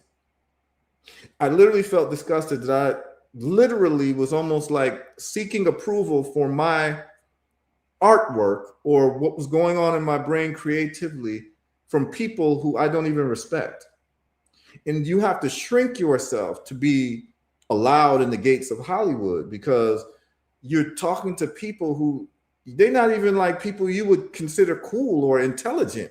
And they get the right to say, we'll take your screenplay, or we like it and we don't like it, and this and that. And I just thought about it, and I was like, why am I degrading myself? Like, I can't, and I went through the process. So you can think about all these people who are acting, who have to go to auditions and get rejected all these times by idiots, people who don't know anything, but they just happen to be in the position to be able to say yay or nay. And I said to myself, I'll never put myself through this again, where I have to subject myself to the yay or nay of people who are intellectually inferior to me and creatively inferior to me. And what a hell of a position that you have to put yourself in to try to seek the approval of intellectual Lilliputians. So we're going to fund our own thing. We're going to do our own thing. And if y'all like the Clairvoyant, wait till y'all get to see the series that I really have in mind. And when we do that, nothing's going to be the same. I promise you. I promise you. I'm not like, this is not hyperbole, but if I'm able to actually produce series based on some of the concepts that I have, that if I was to tell y'all the concepts, and maybe we'll start a private group of creatives, and we can hash some of these things out. But the point is that I have a lot that I've put on the back burner to deal with health and deal with wealth and deal with construction and water systems and some of the other things that I've been involved in. I've put my creativity on the back burner, but I feel the creative juices still inside of me. And I think that this is a great opportunity for us to make it happen and build a media empire where we control our own narrative. The right people have to have the cameras. The right people have to control the studios, because if the wrong people do it, what they do is they poison the minds of generations to come. And we've seen this. Not only have we seen this, good brother, but for those of us who've traveled outside of America, we know how imperative it is for us to correct our image. And our image has been misrepresented by Hollywood, by media and whatnot. That is one of the main apparatuses that is behind this division that we are witnessing and whatnot all around the world between our people. Yes. The most wealthy storyteller of our people cannot be a man who likes to dress up like a woman. I'm going to say that again. Facts. The most wealthy and powerful storyteller of our people cannot be a man who's generated billions of dollars by dressing up as a woman. Okay? So what that means is the stories of our people are being infiltrated by people who don't have our worldview and our values. And it's no one's fault but us. It's no one's fault but us. And so what I'm saying is, it is time for those of us who are brave and are unapologetic about the true victory of where our people need to be in controlling our narrative and creating a culture that is worthy of our ancestors who built pyramids and had high techno complex civilizations. We were not a jokey people. We were not clowns. Clowns don't build pyramids. Clowns don't have algebraic equations that are solved in the most elegant manners. Clowns don't Create the learn. traffic light. Yeah, I mean, clowns don't create structures that are perfectly aligned with due north and are able to create a pyramid structure where one block is 8,000 pounds and it's 2.3 million blocks that are 8,000 pounds. That's the Great Pyramids of Giza. And it has paint that doesn't wear off. And they were doing surgery, and this was all based on African Black people, which the other world siphoned from. The rest of the world siphoned from us in terms of our techno-complex civilization, our mathematics, our science, and all that. We are very serious people. And I'm going to show you all something. And I use this every day for my inspiration. Yeah, go ahead. Yeah, we got a call. I want to introduce this brother to you and Red Pill in the audience. I think he may be over there in Atlanta. He's a film producer too, music and film producer. Brother Crenshaw, how are you this, Donald? How are you this one? Introduce yourself to the brothers, man. Introduce yourself. I'm Donald Crenshaw, music and film producer. I helped write the storyline, the treatment for the #1 sub-yard project, the first of its kind. My cousin and I wrote the treatment and we sold it to Rainforest Films years ago. And then, of course, I'm currently working on a couple of film projects now, as well as releasing the first single off the soundtrack. But there's more to go, but I didn't call in to go through all that just yet, but it's great to meet you. And you're talking about some serious stuff that I love. And so I'm just taking it here and sitting back and listening. And I'm very Mr. Crenshaw. Let Anthony get your information and let's have a conversation. Yeah, I got it. Let's have a conversation because I have a lot of things in the pipeline and would love to compare notes with you. But we're going to get this done. We're going to fund it, and we'll use whatever technology we can to make it happen. And certainly, I would love to gain any wisdom or experience that you may have to learn from you, and maybe we may be able to leverage each other to make future things happen, because this is what it's supposed to be. When we do these programs, this is not a passive listening thing. We want people to be involved, man, because I think that we all have something that we can bring to the table where really the collection of us together is greater than the sum. So it's like we have something very serious here, and we have serious people.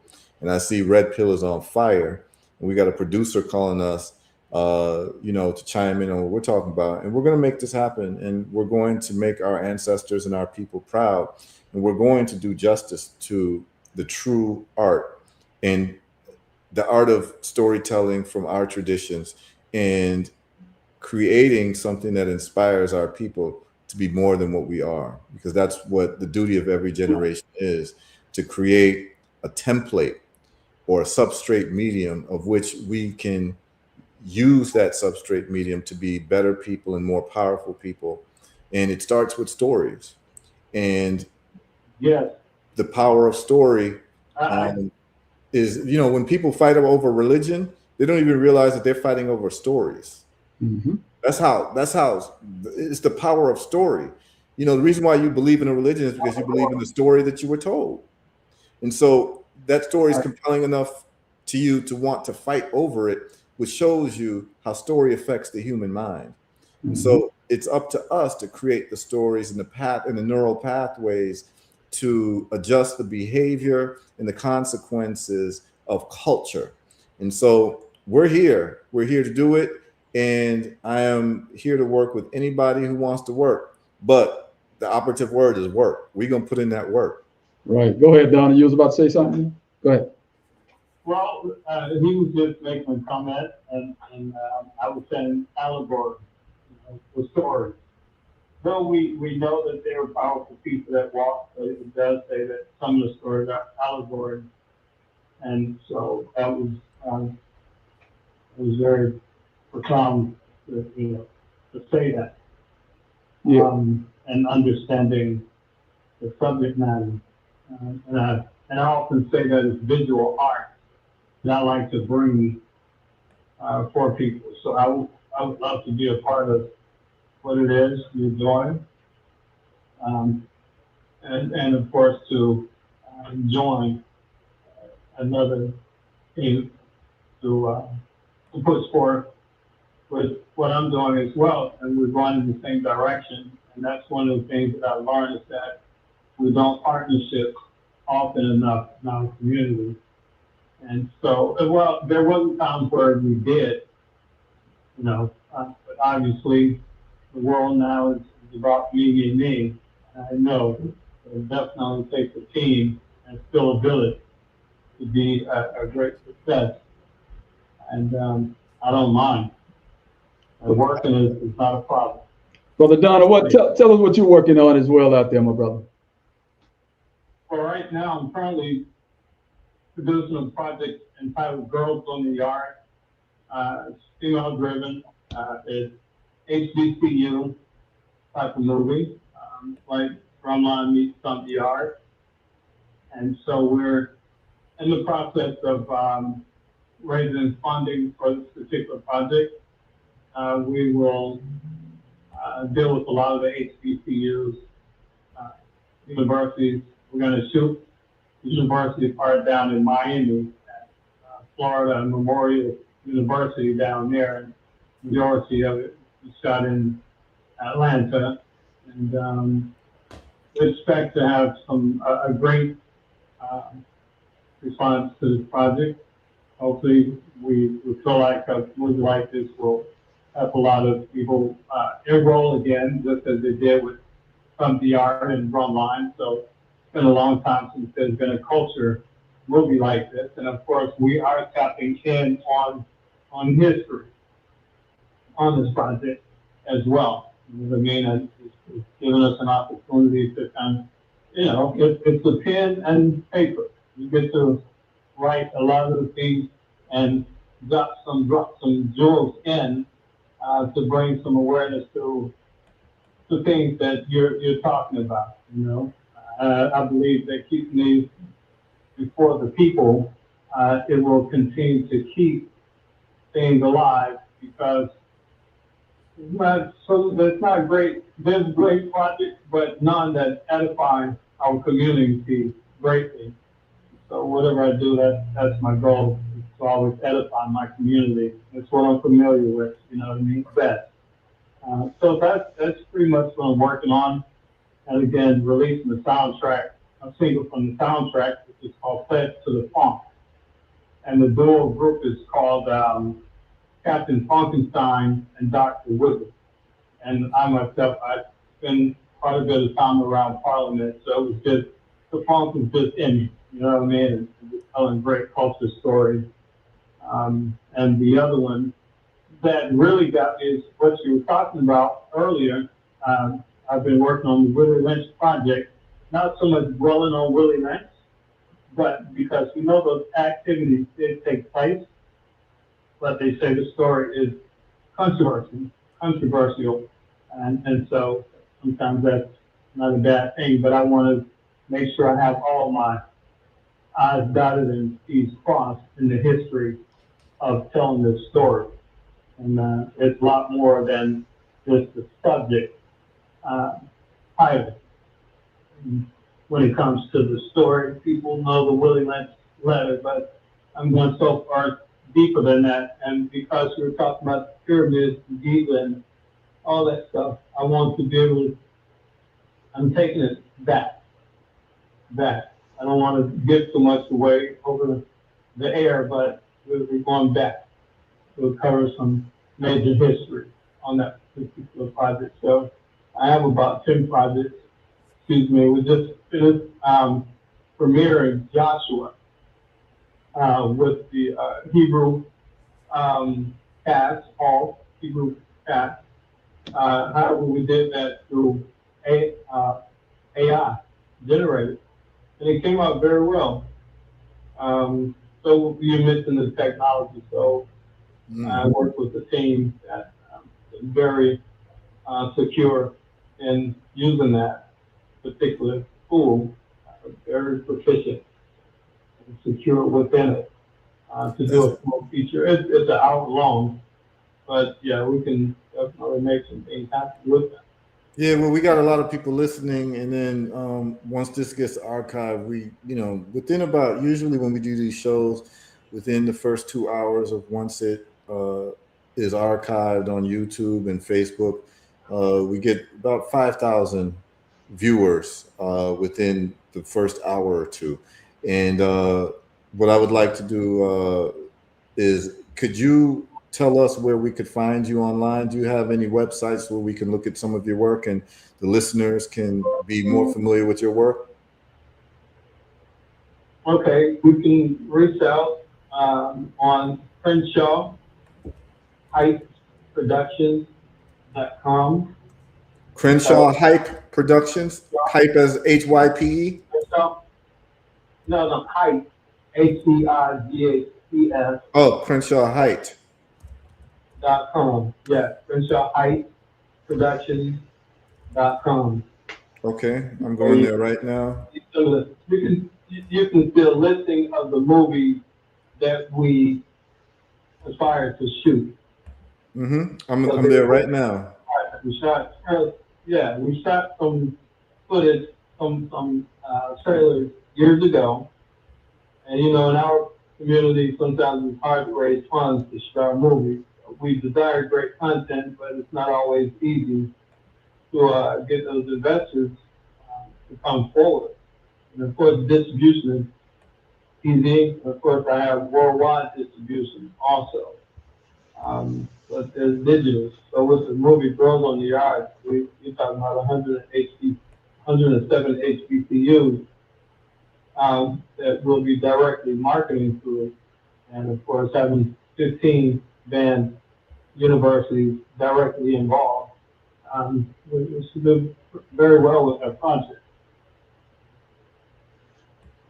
Okay, I'm on your website right now. I'm just going to share it with people for them to see the reality of what you're talking about. And this is it, Crenshaw Hype Productions.com. I'm on Client Reels, so people can look at some of the work, and I'll be looking at some of the work that you've done, and I'll be contacting you, Brother Crenshaw, so that we can see how we can leverage each other to fulfill the mission that we have. So this is great. I'm glad that you called in. This is exciting, and this is what happens when you do these types of shows. Who knows? A movie producer can call in and say he's interested in what we're talking about, and we can take things further. But I would say that this is probably a historical moment for the listeners. Yes. You all and the watchers, you all have been able to see the beginning seeds planted for this project, the Clairvoyant, and how we're going to make it happen so that it can be a roadmap for you all to be able to do the same thing. Yes. So that's the whole purpose, is we want to be able to create roadmaps, because we ain't going to be here forever, but we will be here forever if we do create roadmaps that people can follow to recreate our successes. Yes, indeed. And these roadmaps, ladies and gentlemen, are being built in real time. The technology is brand new. So the roadmaps are subject to change. The roadmaps are original. The roadmaps are basically brand new, so we are going to show you in real time the power of collaboration. And it's ironic that we're having this conversation on wealth results, what I call Wealthy Results Wednesdays, because the IP from making a film right? I just want to break down what it looks like, okay? Because I'm talking to my future angel investor, brother HERU. You know what I'm talking about? Mm-hmm. Because the brother is very wise in his investments. And to be honest with you, there's no better investment that you could put your funds or your investment funds into other than AI film right now. Mm-hmm. It clears multiple income streams, and I'll just break it down for you real quick, right? Real quick for everybody in the building listening. But I could do better. I could actually pull something up while I break it down to give the family some idea about what I'm talking about, right? Mm-hmm. So this is basically this would be the back page of one of my asset portals, Higgsfield. Are you sharing that? Do I need to share that? Yes. Okay. Higgsfield is the platform that I use right now, but I use multiple platforms, right? That's it right there? Yeah, I use about 5 different platforms that I generate my assets, right? When these assets are stitched together with the story, you now find yourself with an episode.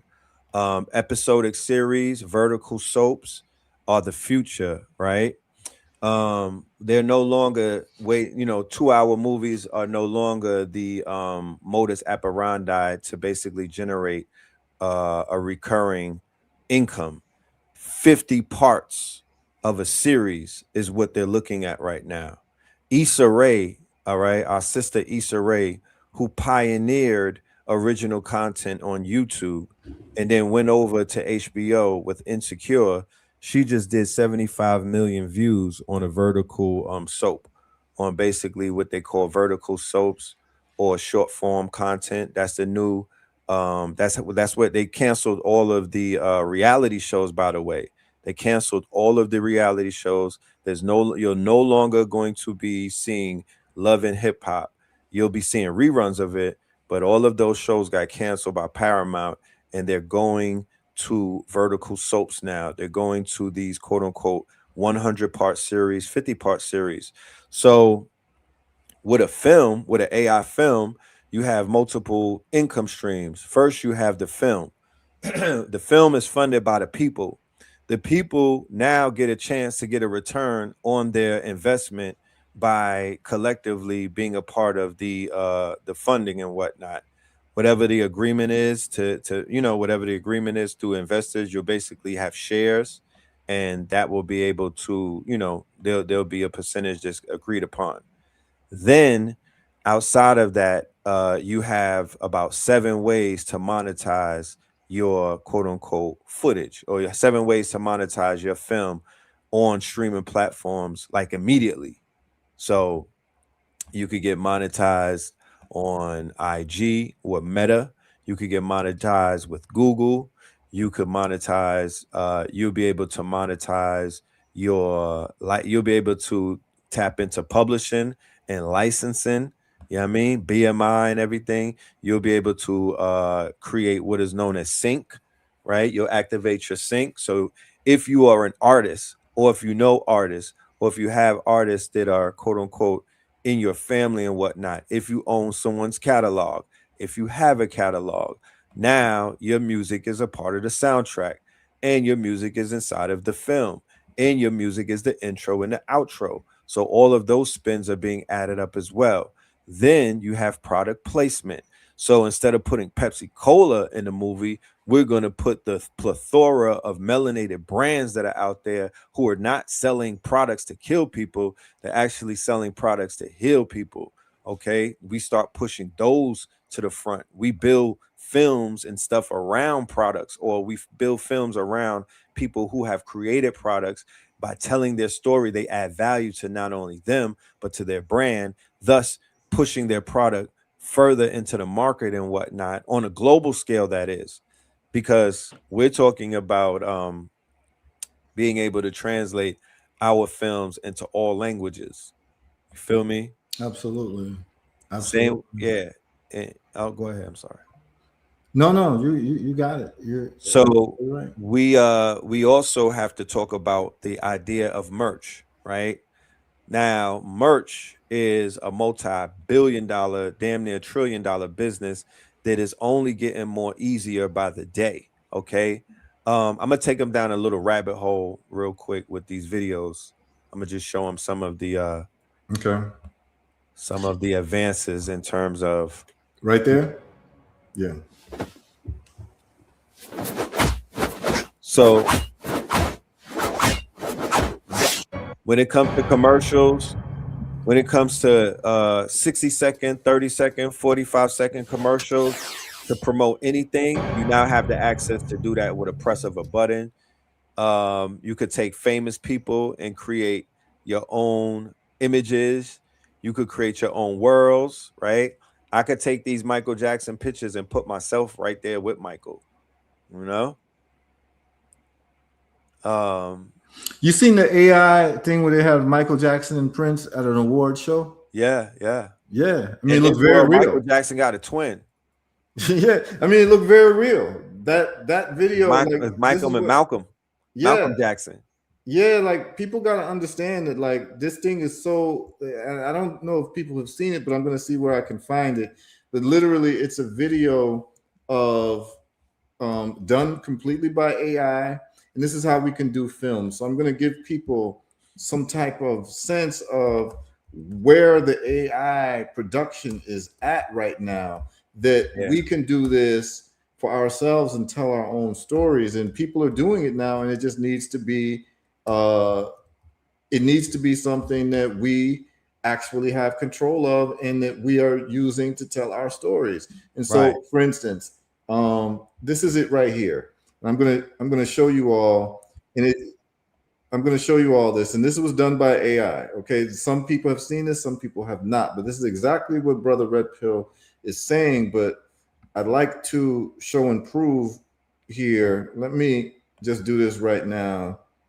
I'm just going to share this with y'all. Check this out, y'all. This is done by AI. Can y'all see this? Yep. Okay, let me know if you can hear it. Can you hear it? Yep. Okay, so I'm going to start it over, and I just want y'all to check this out. This is all done by AI. Welcome back to the Legacy Honors. And now, it's time to present our final award of the night. And the winner is Michael Jackson.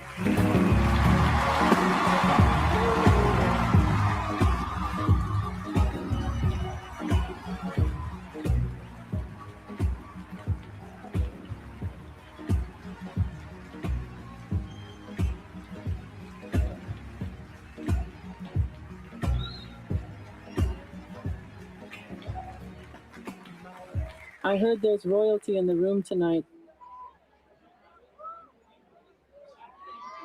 But what's a prince to a king? Okay. You all saw that. Yes, that was done by AI. So what we just saw, ladies and gentlemen, is the highest form of, visualization that we all can do. That was a posthumous video of some of the greatest stars that are ancestors now, right? Reimagined in a reality or in a dimension or in a multiverse where they are still alive, which they basically are. They're still alive in our minds. They're still alive on the radio. They're still alive. So why wouldn't they come to life even more through visuals where you know what I mean? Where they're still enjoying their life, where they're still living on. Right. So but here's the deal with that though. Yes.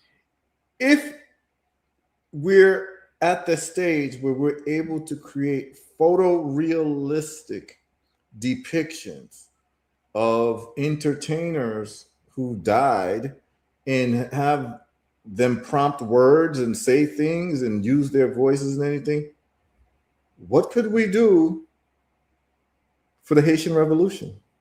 Oh man. Jean-Jacques Dessalines. Yes. Boukman.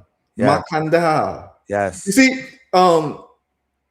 Pharaoh Zoser, third dynasty, Imhotep. So they need an award show. Well, not an award show. We can tell the story. So we've seen things like Braveheart, where Yes. Mel Gibson talks about his people, the They Scottish people. romanticize his people, right? Yes. And William Wallace and all that. There is now nothing stopping us. And I'm telling you, I'm going to take this upon myself. This is my bucket list item in terms of what I'm going to do in films. I am going to create an AI series that is photorealistic on the Haitian Revolution. And it's going to be told the right way. Right. It's going to be told, and it's going to be told as a series. And I'm going to merge also. We're going to have people like Denmark Vesey, because a lot of people don't realize that Denmark Vesey actually came from Haiti before he came to the United States. And part of the, what people don't realize is part of the 1820, when he did the slave rebellion in 1822, part of the plan was that once he took over an armory in South Carolina, then the Haitian troops from Haiti, who were the seasoned professionals of doing the Haitian Revolution, because remember, the Haitian Revolution was 1804. Denmark Vesey was 1822. By this time, the Haitians had taken over Dominican Republic under General Boyer, who was a general in the Haitian Revolution, who became the president of Haiti after Henri Christophe and Pétion.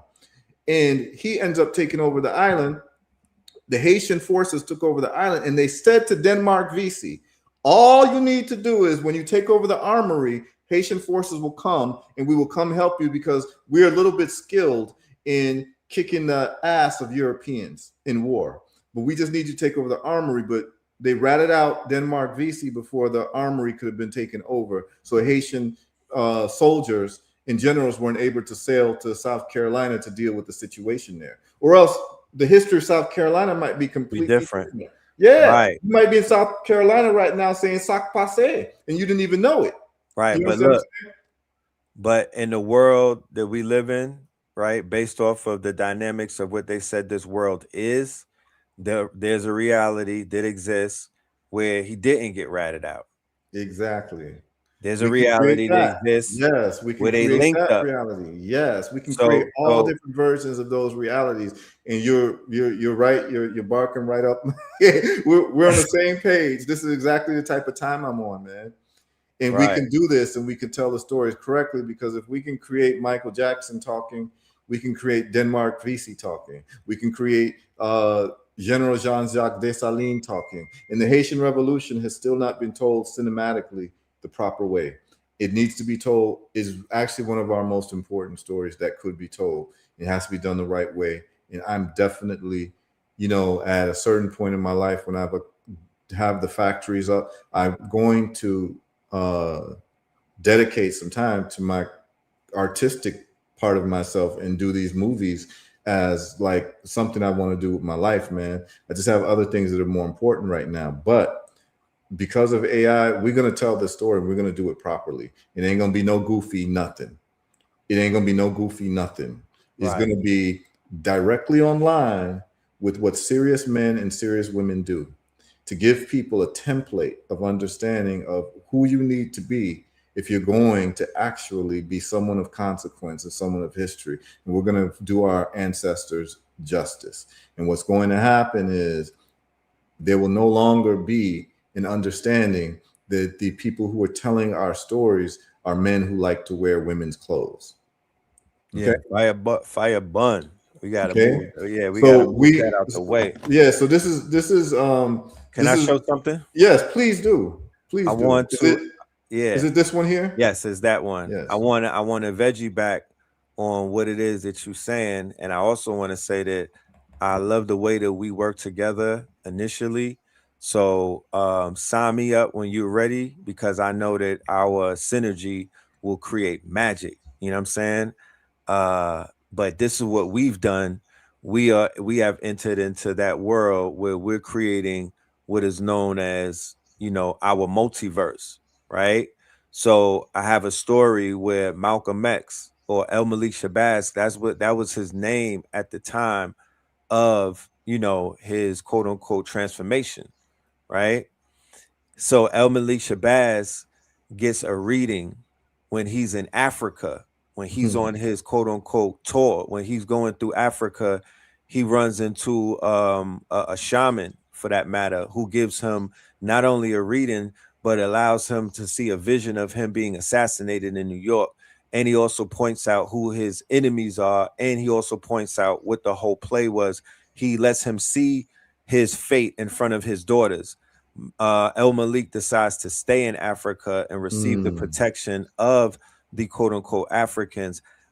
He also proceeds to unite the African nations and whatnot based off of the plan that he was working on. Not only does he unite the Africans, but he gets to link up with Che and Castro in Cuba, right? So he you know, he's carrying on his initiative. He learns more about some of the Moorish history, of course. He goes into so he enacts this whole thing about the Portuguese and Spain. He starts turning up against them. He turns up against the Arabs in Africa and whatnot, based off of the research that he does. And he begins to unite the different nations. They were already they were already influenced by him, but he's on a continent right now, and they're setting off different revolutions. As you can see him right here with Che, and he's with Castro in Cuba, right? So he goes over to Cuba. They start hitting South America. Che never dies in South America because they run it. You know what I mean? They run it. Yeah. So we got So this is our Marvel Universe answer to What If. You feel me? Well, check it's so crazy that you say this. Yes. We'll talk offline. You're gonna flip out when I show you. Remember, I told you there was a bigger series that I wanted to do after the Clairvoyant. Yes. It's something like what you're talking about, and I already did artwork for it. Where I did the poetry, and I had an artist. Her name was Nzinga on the Wosan. Big up Nzinga, and she did a series where she did the artwork around this type of concept, and this was done 15 years ago. So when we sit down and talk, my brother, you're gonna your head's gonna explode in terms of. It's already exploded. There's a statement that I've made, and I say, "Ye are rich." I did a whole series on it. Ye are rich, and ye are rich is a theorem, not a theory, but a theorem that I have, where I was able to pierce into the future many years ago, and I saw what it had, and I was like, "Oh, okay." So when they say the data is gold, and when they say the data is the new oil, what they really are saying, ladies and gentlemen, in so many words, we might not realize that back then, but we could see it now. What they mean by that is what you wrote 20 years ago, what you wrote 15 years ago, what you wrote 10 years ago, all the way down from your songs to what you have in your notebooks, the concepts that you were initiating in your childhood, right? Going back to when, because I grew up with people before they got into the streets, they were making comic books in their homes and whatnot, because we were influenced by the comics. We were influenced by Saturday cartoons. We were influenced by the beginning of the Nintendo era, the rise of the video games. But before the video games, we were playing arcade games. So we were being fed, our imaginations were being fed a very healthy diet, ladies and gentlemen. I'm talking about nutrients and vitamins that they don't even have these days, because we had rap music as the sub layer. And the rappers were watching cartoons, because in the rhymes, they were talking about cartoons. So it was like, oh, wow. So the rappers were like at the pinnacle. I would say they were at the top of the pyramid of like the imagination, right? But then we had comic books. We had toys. We were going crazy over toys when we was young. The girls had their My Little Pony and the dolls. We had G.I. Joe. We had Transformers. We had Voltron. We had He-Man. I'm talking about that was life. We had the comic books. We had the cartoons. We had all of that. And then we had hip hop. So all of the things that we was able to create during those times, because we didn't have the budgets. We didn't own no studios. We didn't have no tools. So we didn't know how to make a movie. We didn't know how to make no comic book. We damn sure didn't know how to make no toys. But we did what they doing in Africa right now, and what they do over in the Caribbean. We was making everything out of our minds and using everything around us, right, to recreate what it is that we were thinking. Right. So all of that input and output is our wealth right now. That is our wealth. That's our treasury. That is our reparations in a way. That is our quote unquote untapped well of billions and trillions of dollars. So now with the tools that we have on the table, right, of the AI, we could transform everybody's stories, their characters, their quote unquote images, and everything that they had and bring it to life. So we could drown out all of that negative stuff, all of that love and hip hop ish, all of that basketball wives, baddies, and all of that. We got to drown all of that out with this new stuff. Absolutely. This is exactly what's happening, and I'm very proud to say that the listeners and the watchers of the show, you're gonna see this happen in real time. Like anyone who knows me, we'll talk about a project that I'm working on. You get to see the end of it. You see the beginning and the end of it, and whether it's a construction project in Africa that I've done, whether it's products that I've created, whether it's financial things. You all have seen that if I say something, we're going to get it done. And so please understand that myself and Red Pill are on the same page. We're going to get this done for y'all. We're going to get this cinematic stuff done. And it's once we like actually learn it and have a certain proficiency in it, we're going to be cranking out things every month. Man, listen. High quality. Every month we're going to be cranking out every month. Serious. Yeah, every month we're going to be cranking out nonstop. And it'll be what your children and what your grandparents would be proud of. Oh, I'm coming after Coco Melon, brother. Hey, we coming after Baby Shark. It's Baby Dolphin. Yeah. Nah, hold on. Look. We coming after Coco Melon. We got Coco Mango. Nah, Coco Mango. We got Coco Mango. We got Coco Mango. I love coming for that's multi-billions. The numbers that they do don't make sense. Ladies and gentlemen, go and research Google Omni. They just put it out yesterday. OMNI. It's free. The game has changed in Miami. In a few weeks, matter of fact, in a few days. Can you pull that flyer back up? Absolutely. In Miami, I purposely put it in the tropics because in order to manifest what it is that we're talking about, we need to be in the tropics. This one ain't in outside, brothers and sisters. This ain't inside no tents. This is in Miami, my brothers. This is underneath some neon lights. This is some Tubbs and Crockett type shit. This is Michael Mann intro. You feel me? That's what Miami clause is about. Wealth. I purposely put it in Miami because money is a major issue. Okay. And we talking about film. We talking about IP. We talking about the new Godlywood, Hollywood, Godlywood. So Spirit told me to put us together. Original Black God, Brother HERU, Brother Red Pillar, right? And here you have the formula for success. We are going to be speaking about some powerful. We ain't gonna just be speaking. We're gonna be doing.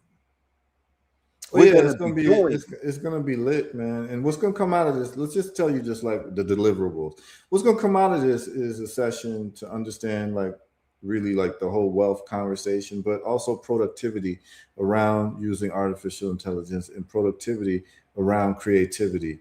And I myself will be sitting down and taking notes from the brothers who are more immersed in AI for movies so that I can learn exactly what needs to be done to do the clairvoyant. I'm giving myself 1 year to have the clairvoyant done, where it's actually a feature film with high level cinematography and all of that. It's going to get done, y'all. So don't worry about that.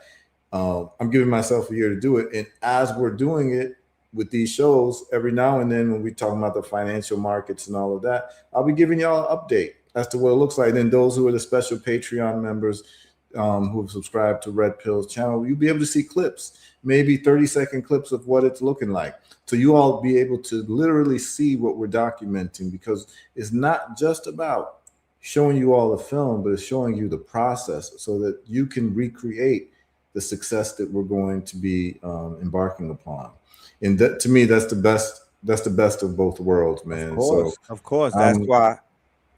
I'm sorry. I get it. No, go ahead. No, man. I promote over the shoulder teach. That's why we're doing boot camps now and not lectures and not even workshops. We're moving into the boot camps because I do over the shoulder teaching now, meaning that I'll stand right there with you and build with you, or you'll stand right there and see me do it, and then you'll do it.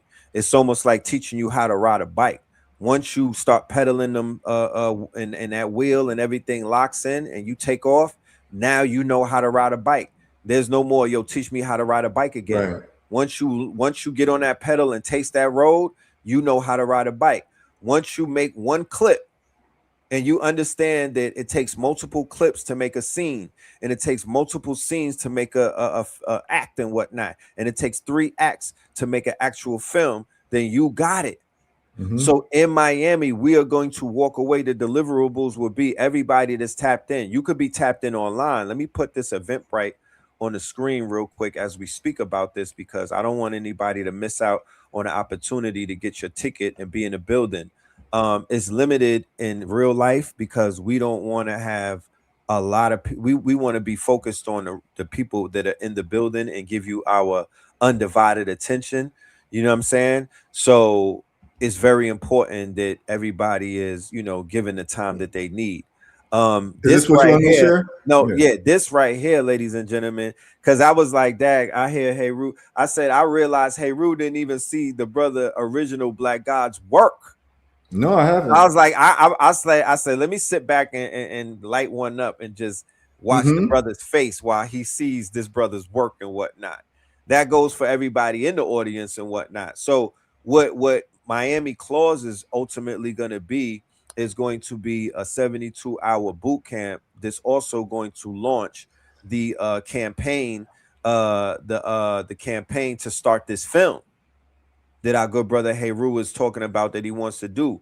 We're going to start the funding of this film at the Clause event. I want to stay here. Yeah, absolutely. And what I'll do is this is what I'll do for people. I'm going to bring copies of the screenplay in the book form for people for free. Where are we supposed to go? And y'all, who the people who attend the Clause event, you'll have the screenplay. You all can read it and just understand what we're about to do. Right. Let's go down this memory. Let's go down this. This is the new face of cinema, ladies and gentlemen. This is how you use AI responsibly, ladies and gentlemen. This is what keeps them up at night and they're scared of, ladies and gentlemen. This is what they don't want you to know and don't want you to do, but they can't stop it, okay? This is how we spend our time. So this is done by AI? Tell them we're family. Yeah, this is all AI. Okay, play that again. Where are we supposed to go? Back to where you began. The Caucasus Mountains. Build something better there. Daddy, I don't want to go to the Caucasus Mountains. I want to stay here. You are ordered to evacuate peacefully. The mountains await your rebuilding. This is a troglodyte we're dealing with. James, they said we gotta leave tonight. They're taking us to the mountains. Tell them we're family. Please, James, they said we gotta leave tonight. They're taking us to the mountains. Tell them we're family. I don't want to go to Caucasus Mountains. I want to stay here. All Caucasoid partners report to processing. Caucasoid partners report to processing. Repeating. She's my family. You can't decide who I love. Move them now. You leave tonight to the Caucasus. Every American citizen of European descent will be relocated. They can't really do this, can they? For the sake of this nation, they will go. And they will endure. This is viral on X. I think Elon Musk retweeted it. We survive. We never meant no harm. Then you should have said something when harm was done. We had to flip it, ladies and gentlemen. This is a movie theater that we're taking you through.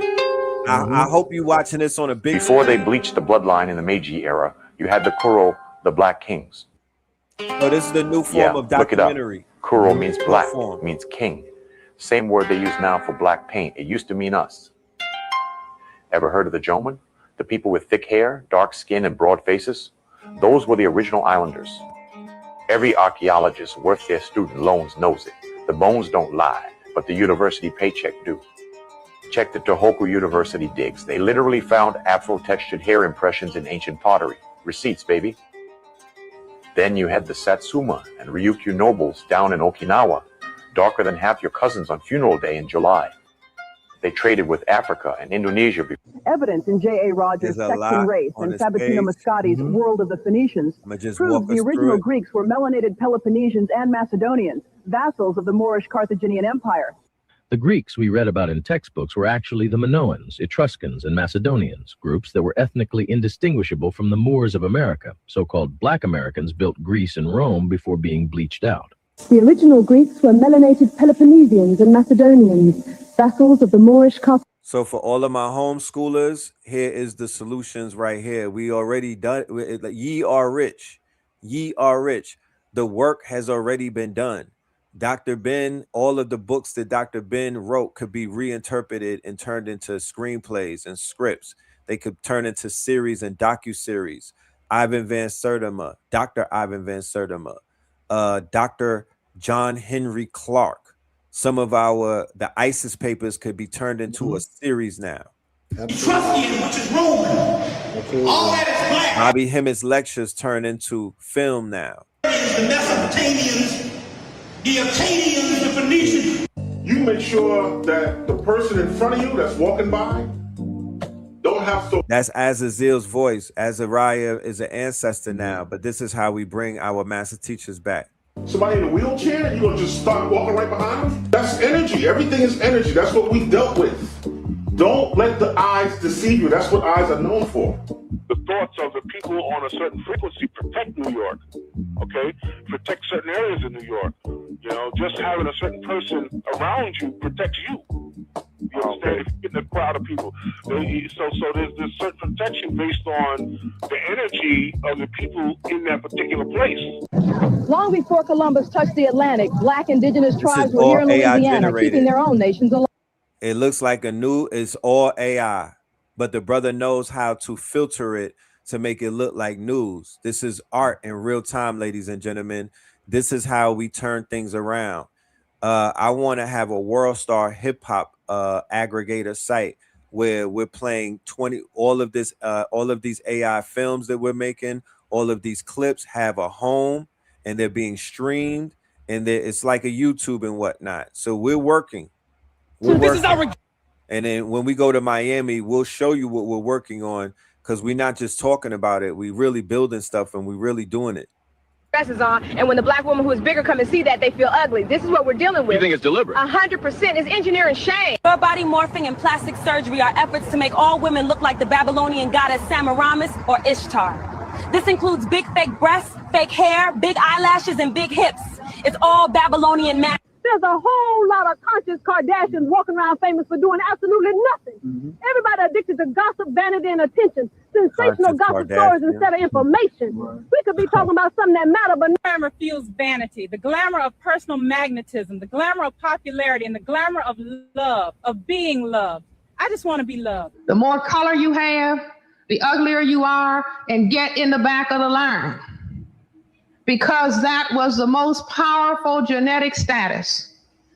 And therefore, the more color you could create with your genetics, the greater the threat you were to white genetic survival.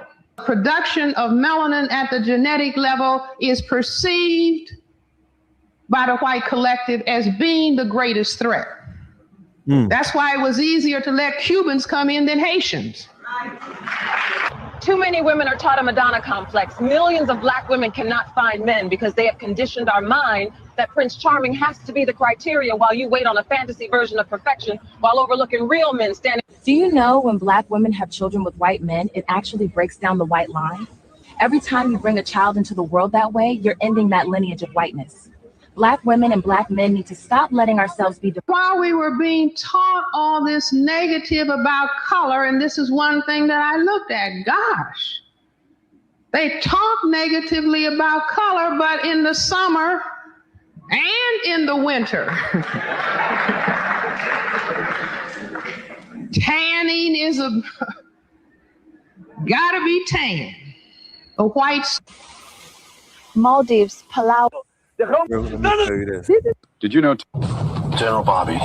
He's here. Surrender, Bobby. The dark side has no future. We shall see. Your empire ends here.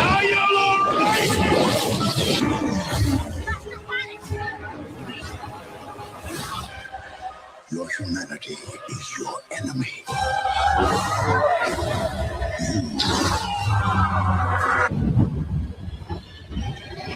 You are God. We have to fall back! He's coming. Panic. Panic back. He destroyed another system. Go! The dark side has a new master. Your humanity is your enemy.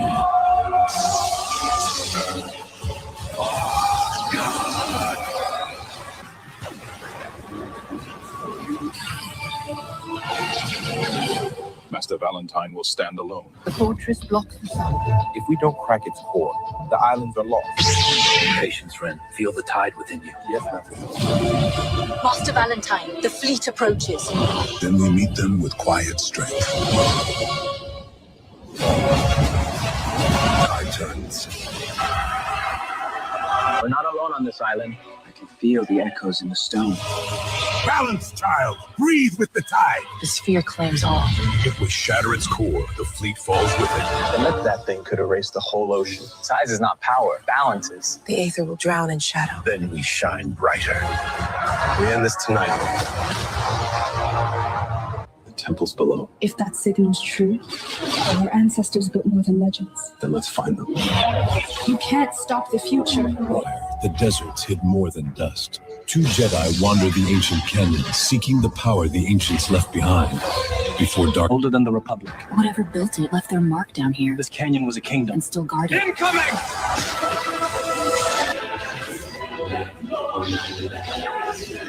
Then we find the key before the Empire does. Boss! The bridge is breaking. Hold on! They're coming around again!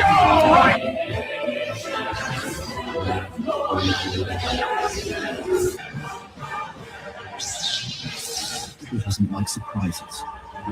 Where does this path end? Beyond the clouds. The council is waiting, sir. He's gaining followers every day. And the Senate is terrified. Your shadow ends here, General. Are y'all all right? Stronger than the council. He knows we're here. Your war ends here, Bobby. It hasn't even begun. He's stronger. Man, There's a lot. it's a lot. There's a lot, and this is exactly the type of things that we'll be able to do. And we're going to leverage technology to make this thing happen. You know what I'm saying? And so, like I said, what y'all can expect from me is the clairvoyant.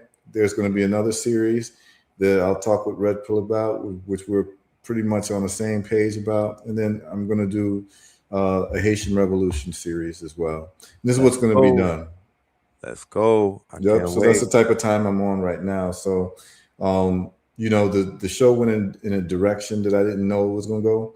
Today, we were going to do some charts and some of the stock investments and all of that. But we got into this, and sometimes things happen organically. And y'all just seen the first proclamation of what's going to happen with the clairvoyant, and how myself, Red Pill, and a couple other folks are going to work together to make it happen and bring it to flesh for y'all. And we'll be able to show you all the steps we took to be able to do it. So hopefully this has been an inspirational show, and also a show that's given out a clarion call that this is exactly what we're going to be doing. We're going to keep doing it. It's very important for those of us who care about our people to be at the reins of storytelling, because if we don't, other people will tell our stories, and it will be people who are not qualified to tell our stories. They haven't done the research, they don't have the moral aptitude, and they don't have the ancestral connection, or do they actually understand that, like, we're all here supposed to complete the assignment that Marcus Garvey gave us. Right. And I'm here to complete that assignment. And so those of us who care about our people globally and want us to be in a different position with a different consciousness for our children and their children, this is what must be done. This is what men and women do when we decide that there's no one going to save us but ourselves. It's Kuji Chagalia every single day, self-determination every day. And this is what we're going to cover in the field of art, because we are artists. But we're also more than that. We're not just, pigeonholed into one thing as what the society would tell you to do, is just be an artist.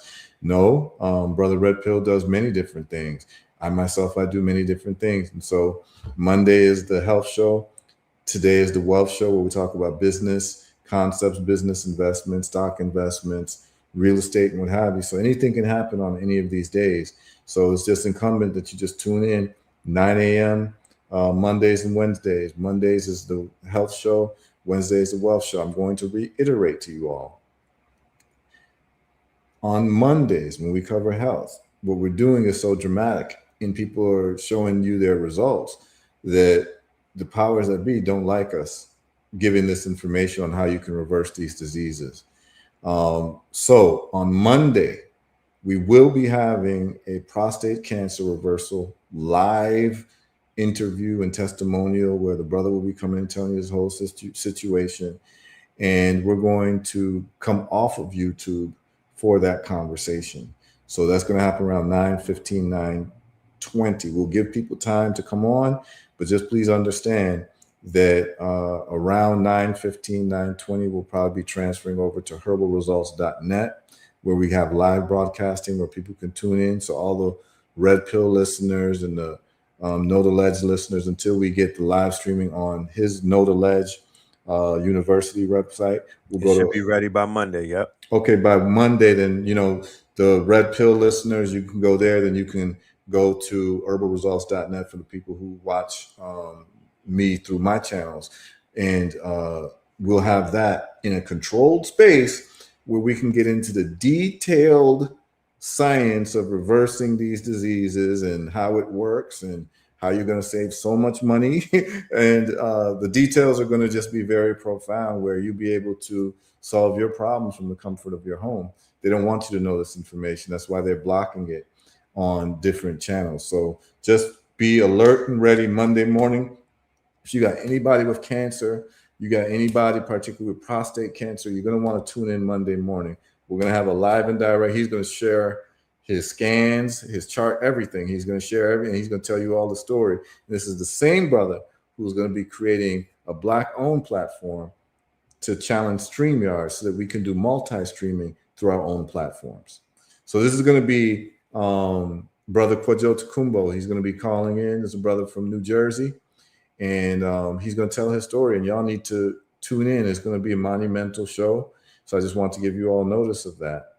Today, we went over business and how we're going to deal with monetization around arts and narratives and telling stories and using artificial intelligence, which is the breakthrough technology of the day. Just like the internet was the breakthrough technology. If you missed it, you missed it. Just like automobiles was a breakthrough technology. If you missed it, you missed it. Telephones, if you missed it, you missed it. So we're leveraging everything that we have to be power brokers for the future and to be able to hand over power to our children and their children. And we're not going to be caught flat-footed. We're not going to be late to the party. We're going to show and prove, and we're going to provide receipts. So, we've been on for close to 3 hours now. I think we've given you all very good content today. For those who wanted to tune in for investment picks, sorry we weren't able to do it this week. Next week we will. But those of you who have subscribed to HERUtrades.com, yes. I probably will be making a stock options play today. I can show y'all a Forex trade that I got into this morning. I'll probably just share that real quick with y'all. I'll show you where the oil trade is at right now. Yes. I got into a silver trade this morning, and we're positive on that. And I'll just share that with you all because I know people like to tune in to see the picks that I have. Yeah, throw them picks up. Yeah, for the record. Yeah. Also, for the record, we did not do a Monday show. Brother Heru was traveling, so we did not do a Monday show. For all of my Patreons, just check out the previous shows that we did. Catch up on the archives, and we'll the Mondays will be fresh next Monday. Absolutely. So for the people who wanted to know some of these Forex trade picks, this is silver. I'm in this silver trade right now. I got in. I've been in silver for some time. I added another trade on because it gave me what I wanted to see, which was a structure. It gave me a W on the 1 hour. We used the daily We have the low on the daily. It's coming to a low, and we're looking for it to form what you call a shark fin on what is called the moving 50. So you have this lower band here, and you have this band here, which is where you see a lot of bounce off points. So you see right here, you see this little W right here? W's are the buy structures, M are the sell structures. So I was able to get into another silver trade, and so put my stop losses at the low. We're just gonna let it ride out. Our oil trades, we're still in oil. Oil's going up and down, but we expect that it's going to go net up. I'm at 5,000 pips now. Last week I was at 12, but we expect to go up even more after the next couple of days, but it's bouncing off of this inflection point right here, which is an EMA called the 22. We call it the grapefruit. It bounces off of it, and we're looking for more upward movement. So you see all my trades are here. That's why I'm in profit, because price is above my entries. Okay. I got into another trade today, which is an Ethereum trade. So you see I'm up on Ethereum right here. This is Ethereum, the cryptocurrency. I got into a buy, looking for it to go up because I'm seeing the lows have been achieved. Buy low, sell high, first principles thinking. So I got into 2 buys here, looking for it to go up. And then I'm also into, I believe I'm into Great British Pound, Aussie dollar, and Euro Aussie dollar. And I'm seeing a low being achieved here with a buy here, and we're looking for it to go up that way. We'll confirm if I was right next week when we cover these trades again. These are the trades I got into this morning. So I'm just showing you all very quickly. Those of you who are my subscribers on, I'll share the website with you all. You'll see the Forex trade posted. I'll probably be getting some options today. And so those of you who are my subscribers on HERUTrades.com, and everyone's been contacting me. People are making double their money in 12 days. They're making good money.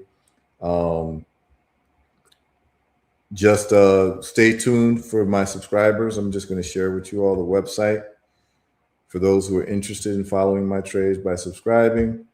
This is the website here, HERUTrades.com. You all are able to see it. I literally, right when I make my trades, I post it on the website, and you get a push notification on your phone. So you're able to enter the trades too and make the same percentage of money that I make, depending on how much money you put in the trade. There's 3 different trades you can do. You can do Forex pairs. With Forex trading, you can do cryptos, metals, and indices. You can choose stock options. Some people have chosen all 3. Some people subscribe to 1. And there's weekly subscription, monthly, and yearly. I'm probably going to get rid of the weekly subscription, because sometimes it might be a week where I'm not seeing a setup I like, and I don't want you to pay for a week if I don't do a trade. And I'm not going to do a trade just to say that I'm going to satisfy your weekly subscription, because I don't want you to lose money, and I don't rush into any trades. All the conditions have to be right. So it's probably fairer for me to do only monthly and yearly. So we have people subscribe to the yearly membership level, and these are the membership levels, y'all. All of them are the same for Forex pairs, cryptos, stock options. So it's $100 a week. You pay $100 a week subscription, you get all of my trades for stock options. $300 a month, you get all of my trades for that month, for that 30 days. And then for the whole year, it's $3,000. And if it represents a savings anytime you do more of a time frame, right? So weekly, you're paying $400 really every month, because it's being billed once per week. But if you do 1 month, you get a $100 discount by paying $300 per month. And then if you do 1 year, you get a huge discount, because there's 52 weeks in a year, which would be $5,200. But you can pay $3,000 if you just pay for the whole year, and you get access to all of my trades, and you're able to see it and analyze it. And you can cancel your subscription at any point, at any time. You can cancel it. So the subscribers that we have reported to me that they're very happy. We had a brother call in last week or 2 who made over 10x his money on the Intel trade. Big up And there's several other people who follow my Intel trade and have made a lot of money. Okay, so this is what it is, man. If someone asks, can they get a live trade with $50 or $100? Absolutely. You can buy stock with $10. All right. So, and I have the videos that I showed people. What I might do is I might on the website, HERU Trades. This is what I'll do for you all. On HERU Trades, sometime this afternoon, I will post all the training videos that I listed last time. It was in the chat where I show you how to buy stocks, how to set up your Robinhood account for stock options, how to do a live stock options trade, and then how to do Forex. Yeah. I think I'm going to put that on my Patreon. Okay. Yeah. For all of the people that have been signing up after the Monday to catch the Monday and everything, I'll reward them on Patreon by dropping those links. And I'm gonna just make a whole like a section, what they call a collection for Brother HERU, you know what I mean, and everything that we've been dropping. But I definitely want to do a masterclass with you or a workshop where we basically bring everybody in and get them signed up and get them lined up for this trading, you know, just the whole thing that we were supposed to do, the setup show. Yeah. Absolutely. Absolutely. We'll do that for people, and y'all be able to really see what's going on. But you know, and I'm going to tell people right now, I don't want your money if you like. I don't want you to subscribe to HERU Trades if you have no experience. It's only for people who have some type of experience in buying stocks or doing Forex. You have to have some experience, because what's going to happen is the learning curve. You're not going to know what you're doing, and I'll just be you'll be just paying me for nothing.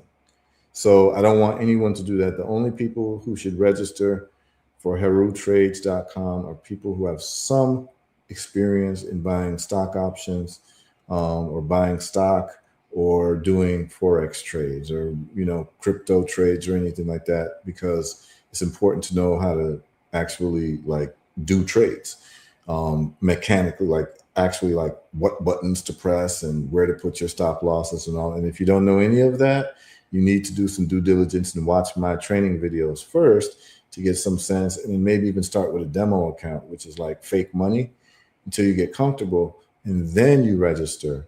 But I don't want anybody who's a newbie to pay me for HERUTrades.com and you don't know what you're doing. I don't like making money that way. Okay. I would just be wasting your money. So make sure that you have some type of knowledge, and then you register for HERU Trades and you get a cheat code to what I'm doing. So that's what we got going on, y'all. I just showed y'all what trades I'm in Forex. Time is running out. You all already know what I'm in terms of some of these stock options, these oil stock options, the sulfur stock options, and what they're looking like. Many of our people who followed my trades, we've doubled our money in the last week or two. That's just a fact. So, you know, we're going to tune in next week. Monday, we're going to be talking about prostate cancer reversal, real prostate cancer reversal. And then we're going to, with the herbal results protocol, and next week, Wednesday, we're going to chop it up more. Maybe I might even have some things around AI and film that I've already done in the last week that I can share with you all. But Red Pill's going to come in on fire. I'm going to talk to some of these producers. This producer who called in, I'm going to talk to him and see how we can work together, man, because this is important for us to accomplish these tasks, man. I'm gonna rest well tonight, knowing that this process is going to be expedited now that you are inside of it. Absolutely. You know, it's almost like putting an engine inside of a new engine inside of a car. Oh yeah. Kinetic knowledge is about to kick off. Oh, absolutely, man. We're gonna make it happen rather quickly. I like to, I don't like to waste my time, and when I do something, I go hard and just get it done. So we're gonna get it done. And just for you all to know, for a little housekeeping, those of you all who are tuned in, on Saturday, one of the hats that I wear is I am a music selector, particularly for roots reggae music. And we are doing a worldwide fundraiser for Burkina Faso on Saturday. And I've been asked to be the selector. And let me show you all the flyer. I will be spinning music online, and it'll be an online community. Last time we did this for Jamaica, fundraising, and we reached our target for the hurricane that they had. I believe it was Hurricane Melissa. We raised the money, and people came on the Zoom, and people, donated the money to the cause. We hit our levels. Everyone enjoyed the music. People had their dancing shoes on. I believe Sister Kafunia was on that one. We're going to be doing it again. This is the flyer, and this is raising money for a mural for Captain Traoré, and also to donate money to the Burkina Faso Patriotic Fund, which they're using for public works projects. And this is the flyer right here. Are you able to see the flyer, Red Pill? It's not being shared? Yeah, that's the flyer. So what's going to happen is this is going to be at 3 p.m. Eastern Standard Time on Saturday, this Saturday coming. So that is Saturday, what's the date? May 23rd at 7 p.m. GMT, which is 3 p.m. Eastern Standard Time, New York time. Just go to abibitumi.com to get more information. You can register and you'll get on the Zoom information, and just hook up your laptop or your phone to your speakers. And I'm going to be playing the very best in roots reggae music and other forms of music that is positive and strong and blacktastic. And, we're going to chop it up about the music, the lyrics. It's going to be educational. It's going to be a musical journey. And is that being recorded? That's all I want to know. I'll ask them if it's being recorded. Yeah, I need that. I need that set, immediately. I need that. Absolutely. And when we do these things, like, because Abibitumi is based out of Ghana and it's worldwide, we have people from all over the world tuned in, from all over the world, and people get to meet each other. Like, oh, I always wanted to go to visit, South Africa. We have people from South Africa tuned in. You can meet them and talk and exchange information. Oh, I always wanted to go to Brazil. We got people from Brazil tuned in. Oh, I always wanted to go to, you see, and this is how people make real connections with each other. Oh, I always wanted to visit Harlem. We got people from Harlem tuned in. Right. And people meet your ambassadors. Yes, people are able to connect that way, all under the banner of a musical celebration towards raising funds for something that we care about, whether it be hurricane relief, which we did last time, and this time we're raising money for Burkina Faso. Okay, so this is how we do what we do, and I'll be putting on my selector hat, which is one of my favorite hats. And just tune in at 3 p.m. If you got any questions, you can hit me up at, you can just hit me up at info@herbalresults.net and say you're interested in the live DJ session and tuning in to the reggae session we're going to be doing.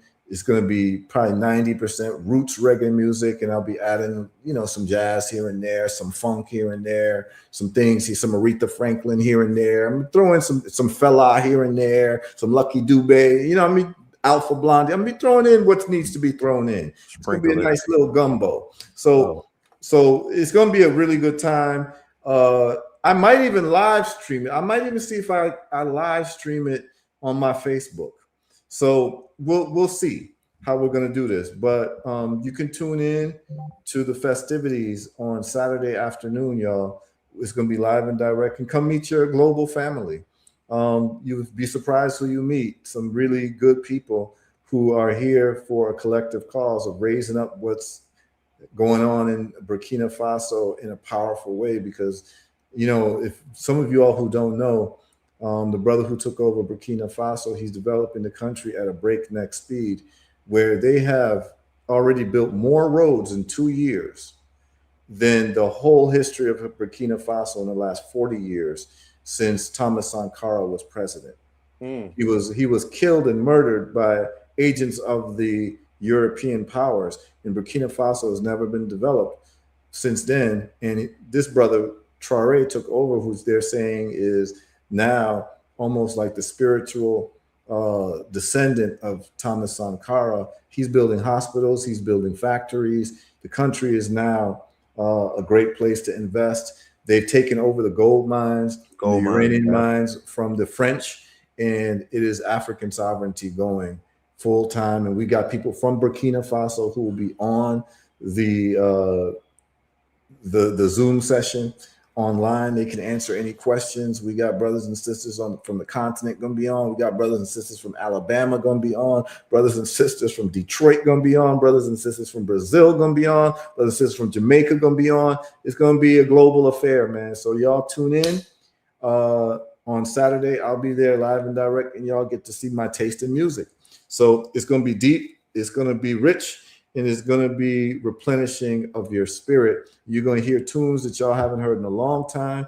That's going to make everybody happy, man. So this is what we're going to do, and we're going to raise money. And that's what we do, and that's what we always do, and that's just how we do it. So, we want to thank you all for tuning in, and I'm going to have the way you register. Just go to bb2me.com. Someone said, how do you register? Just go to the website at bb2me.com, and the information will be on there, and that's ABIB, a BB. It's right on the flyer, a BB to me, and then just .com, and you can register for the Zoom session, okay? And put on your speakers that day and get a nice coconut water or some mango or something, and whatever you need to roll up, and let's have a nice time with each other, celebrating ourselves and the best of us in the form of music, all right?